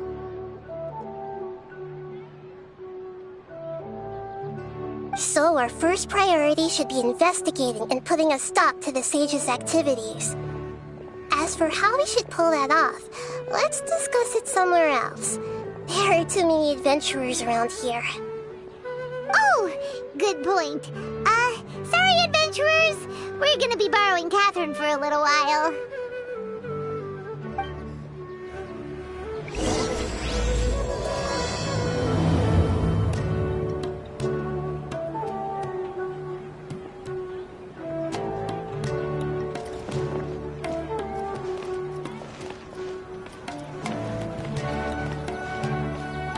Let's continue our chat here. Okay, so do you have any ideas on how we can investigate the sages, Nahida? Actually, I've already done a little bit of work on that. But for now, I want to hear your thoughts.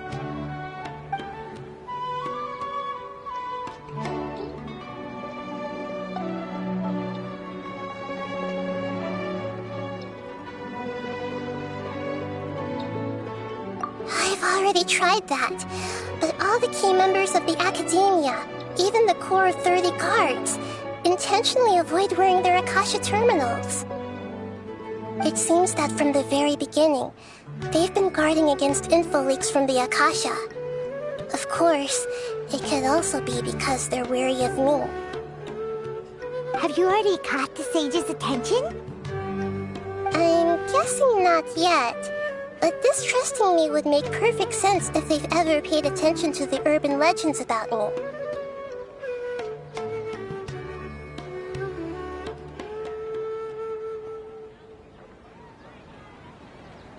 In any case, I probably can't take over their minds directly.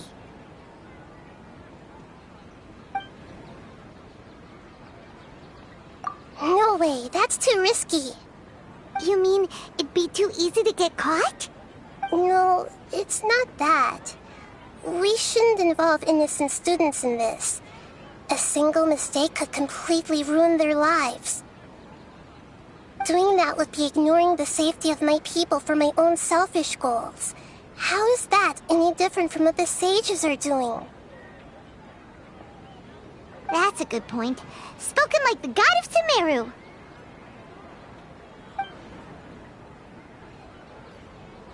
We're in the dark as of now.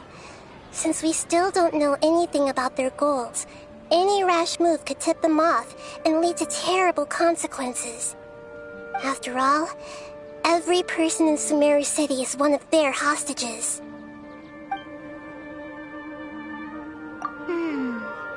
Are we really out of ideas?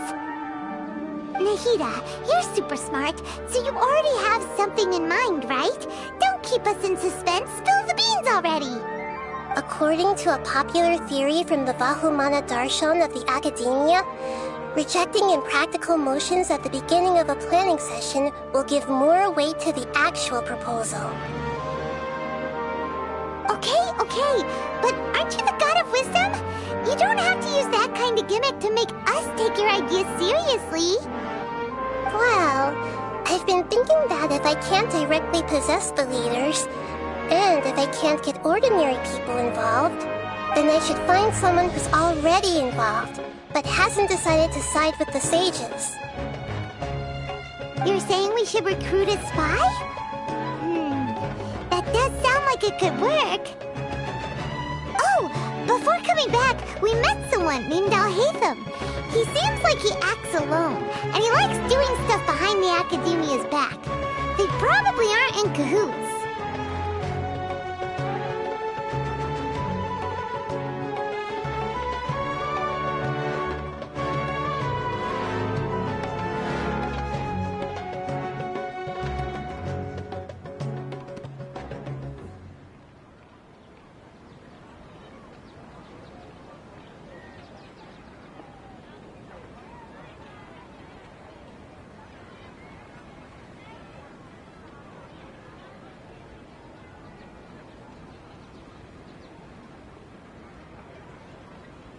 Actually, I already have someone in mind.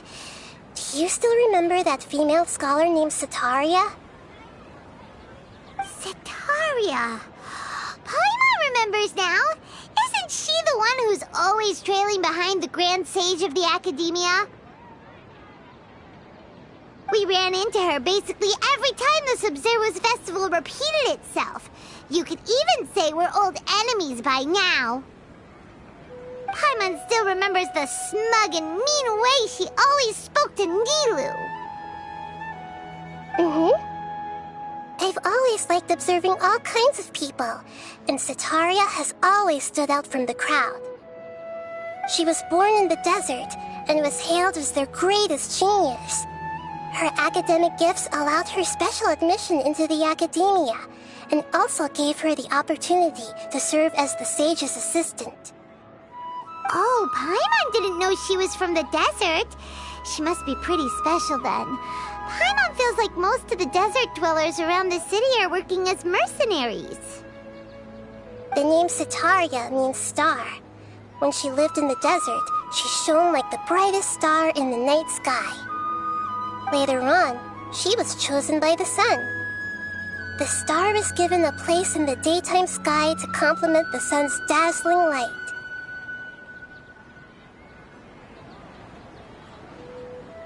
Soon after, the star witnessed the sun scorching the earth, which brought forth many disasters. The star began to waver. Instead of staying beside such a sun, wouldn't it be better to return and light up part of the night sky? But in the end, she couldn't give up the radiance of daytime. To cope with her shame, the star buried her guilt and closed her eyes.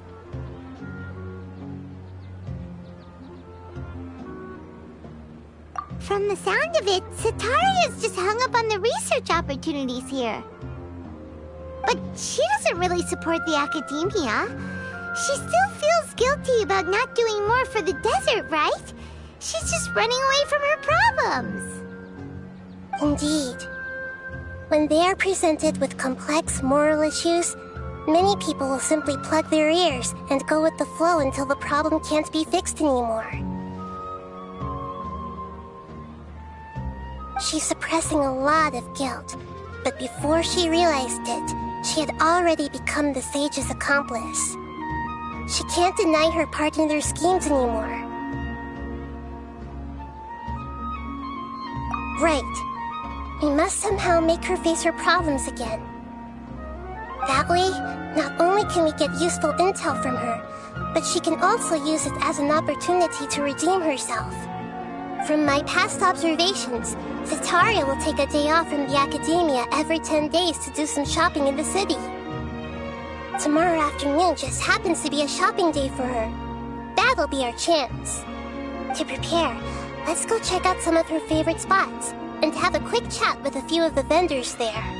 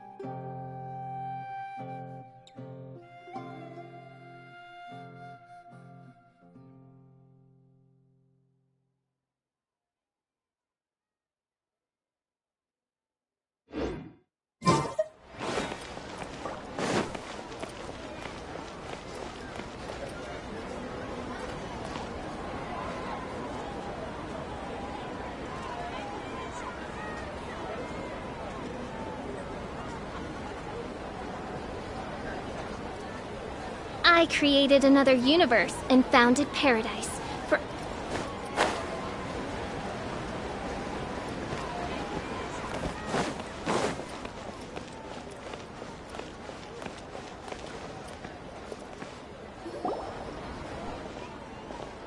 This should be Sataria's favorite fortune-telling spot. So should we ask the fortune teller about Sataria? No, I already have enough information on Sataria. The most important thing now is for you to pay attention to the vendor's talking style and key characteristics.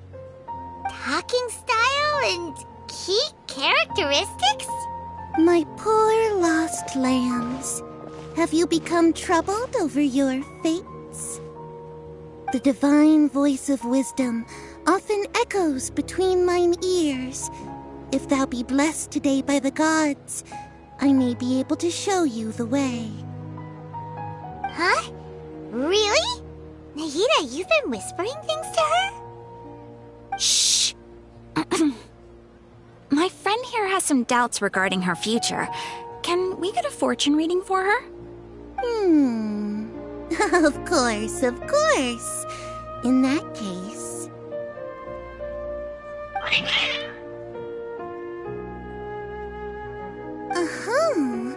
It would seem that Harut and Marut are quite wary of you.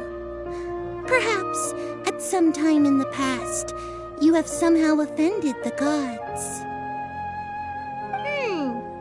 Only mocking the god of Animo, questioning the lord of Geo's financial savviness, and brawling with the god of Electro. Do those count?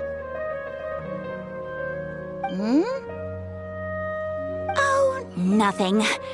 Go on, pick an aspect for her to divine.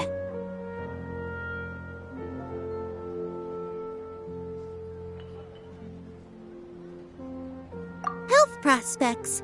No problem at all.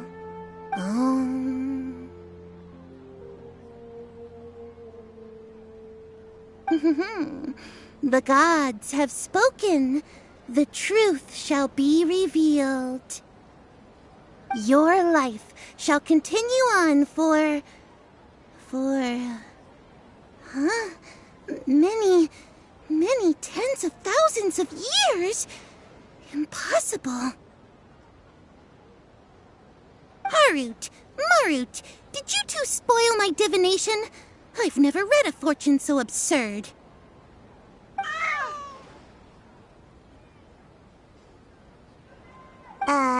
Actually, Paimon thinks this is probably the most accurate fortune-telling you've ever done. I admit that the orientation of today's celestial matrix is, suboptimal. As such, there will be no charge. Is that so? Well, that can't be helped. If you were to bring some food offerings for Harut and Marut on your next visit, perhaps they could help you reverse the wheels of fate.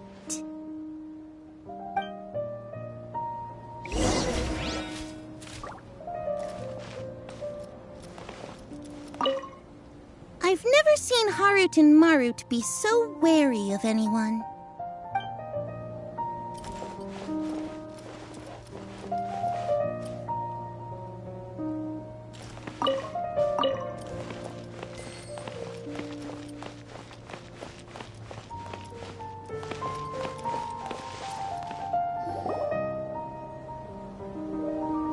Is this another one of Sataria's favorite stalls?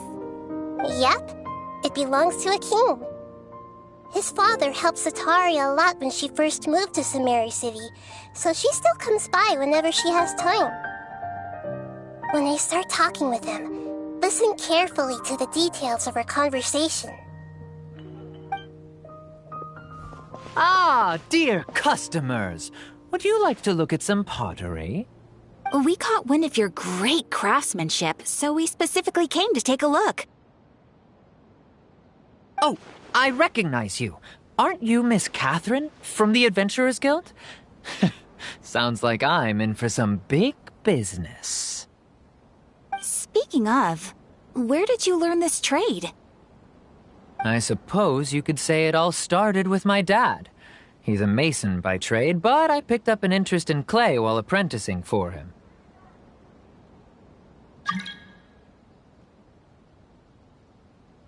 After that, I began making pottery by myself in secret, and I simply changed trades when my works turned out well. Although it's a pity that I'm no longer making much use of the knowledge provided to me by the Akasha. That's nice. You're making a living doing something you love. So is your father still working as a mason? Oh no, not anymore. A few years back, he fell from a roof and broke his leg. Since he had already saved enough mora over all these years, he's just enjoying the retired life in Port Ormos nowadays. I see. We wish him peace and happiness in his retirement. I'll have someone in charge of logistics at the guild come by another day for some goods. We'll leave you to it. Take care now. No problem. Rest easy, all our goods are sure to meet your every need.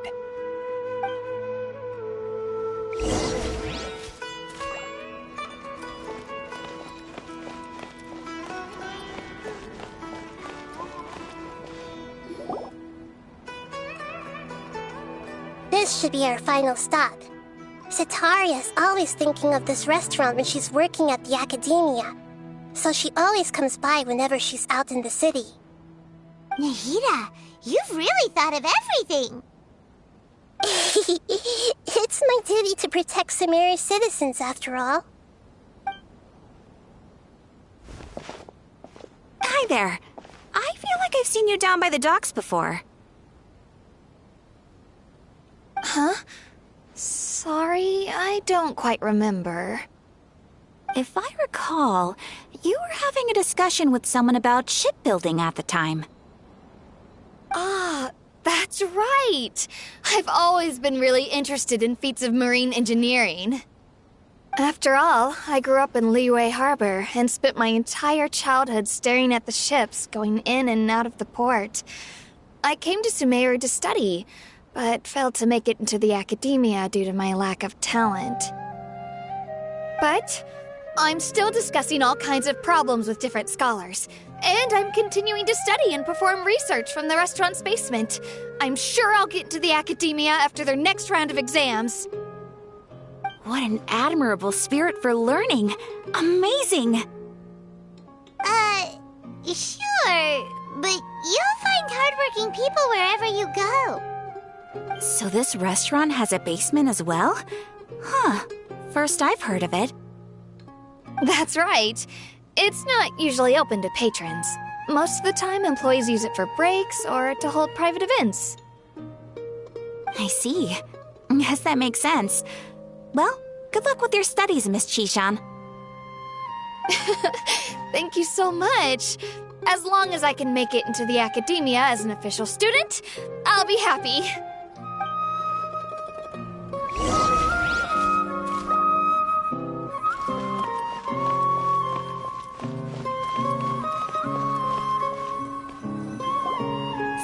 Was that everybody? Mm-hmm. 3 familiar faces should be enough for Sitaria. What's the point of all the information we've collected? Nahida, you still haven't told us how you're planning to make Sitaria face her problems. Sitaria is already used to avoiding her problems, so we must find a way to break through her usual sensibilities. I remember that you mentioned that the Eremites in Port Ormos are all making a fuss about the upcoming resurrection of the Scarlet King. Although it's all just a boatload of nonsense, the fate of her homeland may turn out to be Sitaria's soft spot. Oh, Paimon gets it now! You want to take advantage of the guilt Sitaria feels about her homeland. Although she knows she should return home to help the people of the desert, all she's done is conspire with the sages.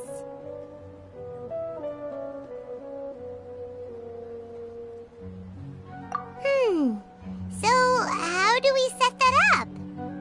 Well, the Scarlet King is long gone, and Sitaria is also too smart to fall for any simple tricks. If we simply engaged her under the guise of the Scarlet King's believers, She would definitely be wary of us, and we may not get anywhere. But if we were to borrow some of her close acquaintances to talk with her, her reaction would probably be very different. So, you mean you're going to possess those people we just talked to? Yep. Possess them through the Akasha. Imply that they've already converted to the faith of the Scarlet King, and then convey our made-up will of the Scarlet King.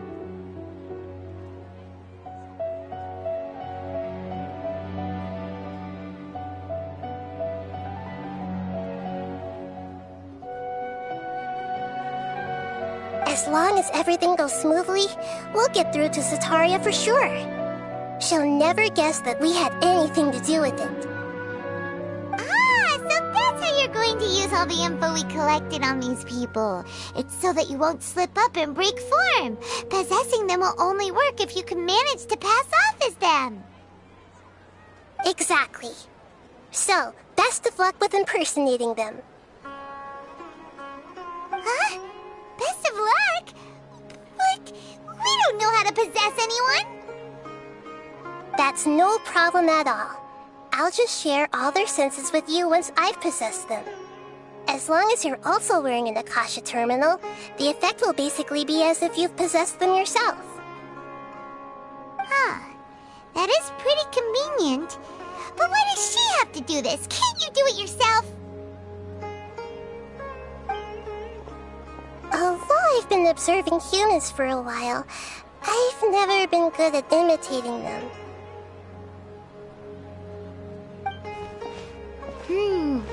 You're not wrong. It's always been painfully obvious whenever you try to pass as Catherine. If it was at all possible, I would have preferred to leave these people alone. But seeing how things are now, I probably should just accept it and push on. Yeah, don't beat yourself up over it. We're only doing this to help everyone, and we'll only be borrowing them for a little while anyway. Alright, then let's give it a go tomorrow afternoon.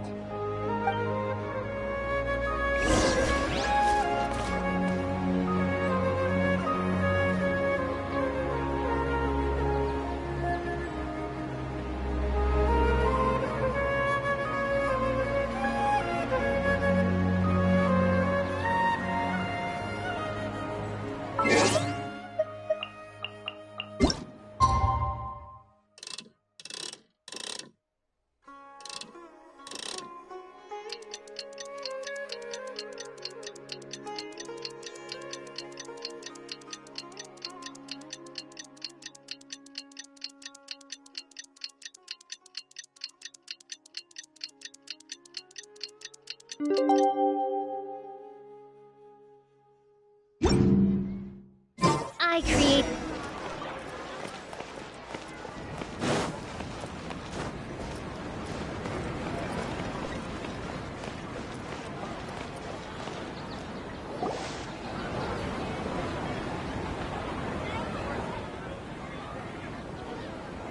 Oh, here she comes. Sataria's here. Let's quietly follow her.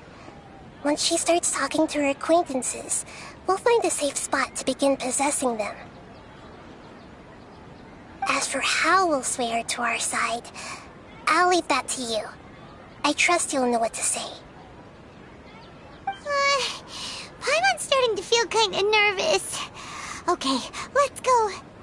Looks like they've already started talking. Let's find a hiding spot and get started.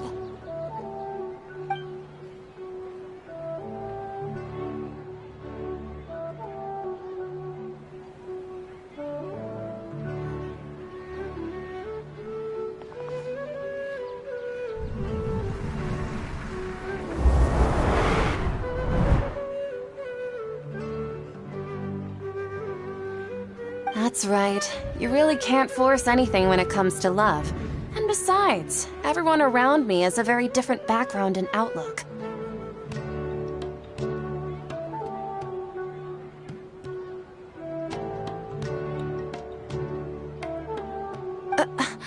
Are you still listening to me, Nabia?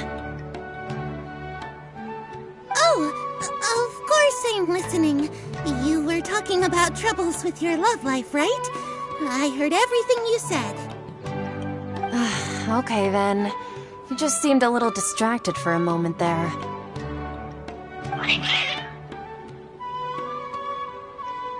Strange. Your cats seem pretty worked up. Is something wrong? I always thought they were quiet, happy kitties. Oh, what are their names again? Ah, that's right. They are just little darlings, aren't they? Harut and Marut. So, which fortune do you want me to read for you today?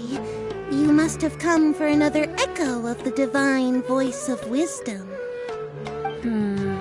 I'd like to get another reading on my love prospects, but to be perfectly honest with you, I feel like I've been a real mess recently. A mess? Well, could you do a reading on how long it'll take me to finish my current project at work? I really just want to get it over with. I hear you. No problem at all. The gods will reveal the truth.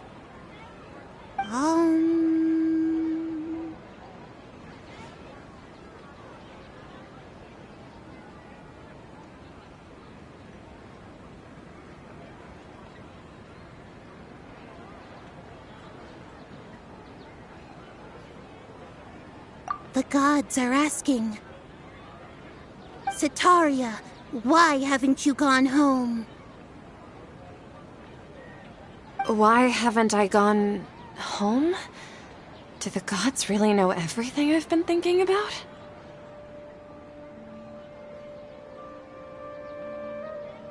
Setaria, why don't you just go home? It's a demand now instead of a question. The gods seem to be truly upset.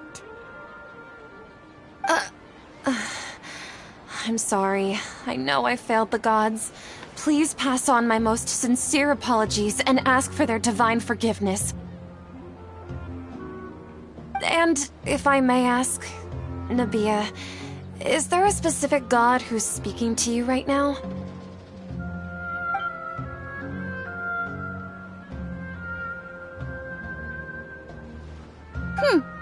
What an inconsiderate and naive question. The god who is speaking to me is, of course, the wisest and mightiest of all, the Scarlet King.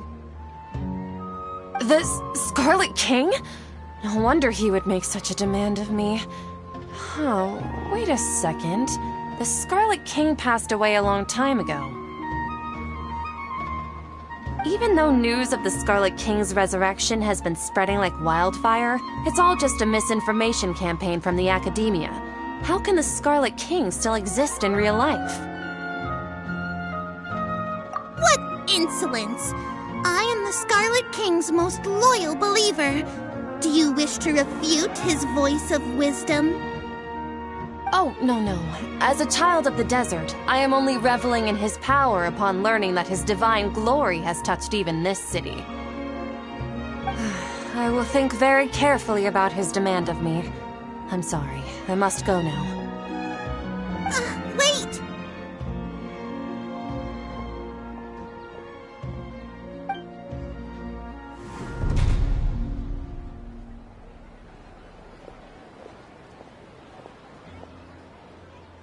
Whoa! She just ran off in a hurry. She looked pretty upset, too. Well done. Setaria didn't seem to suspect anything amiss. To have something she's been trying desperately to avoid show up out of nowhere and berate her, that must have shaken her to the core. Aw, Nahida, it seems like you understand human emotions really well after all. All I know are some abstract Harava-taught theories. And in any case, my time with you has shown a lot of them to be utterly useless. I'm still trying to make it. Let's hurry and catch up to Setaria.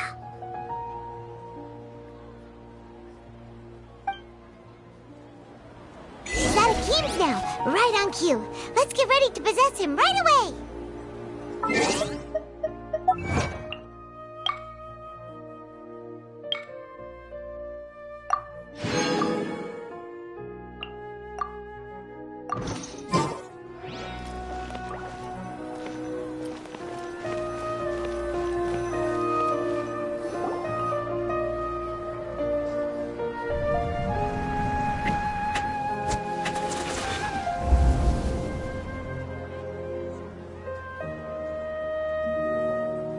It's okay. I just got caught up in something.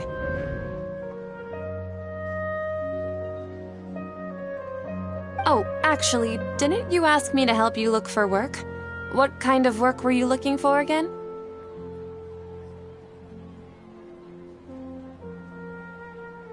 Oh, right. Your old man's craft. How could I forget? Speaking of, how's he doing? Is he feeling any better?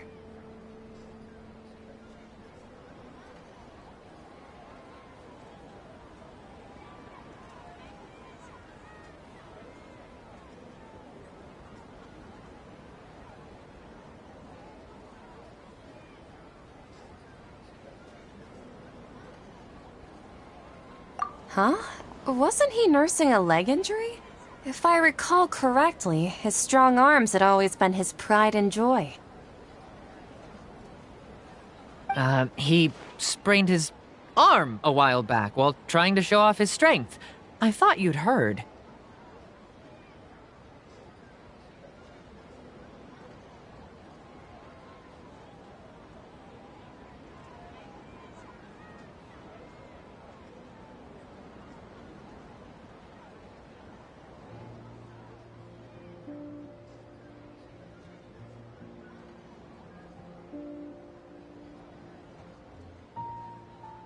Actually, while we're talking about him, is he still living in Port Ormos?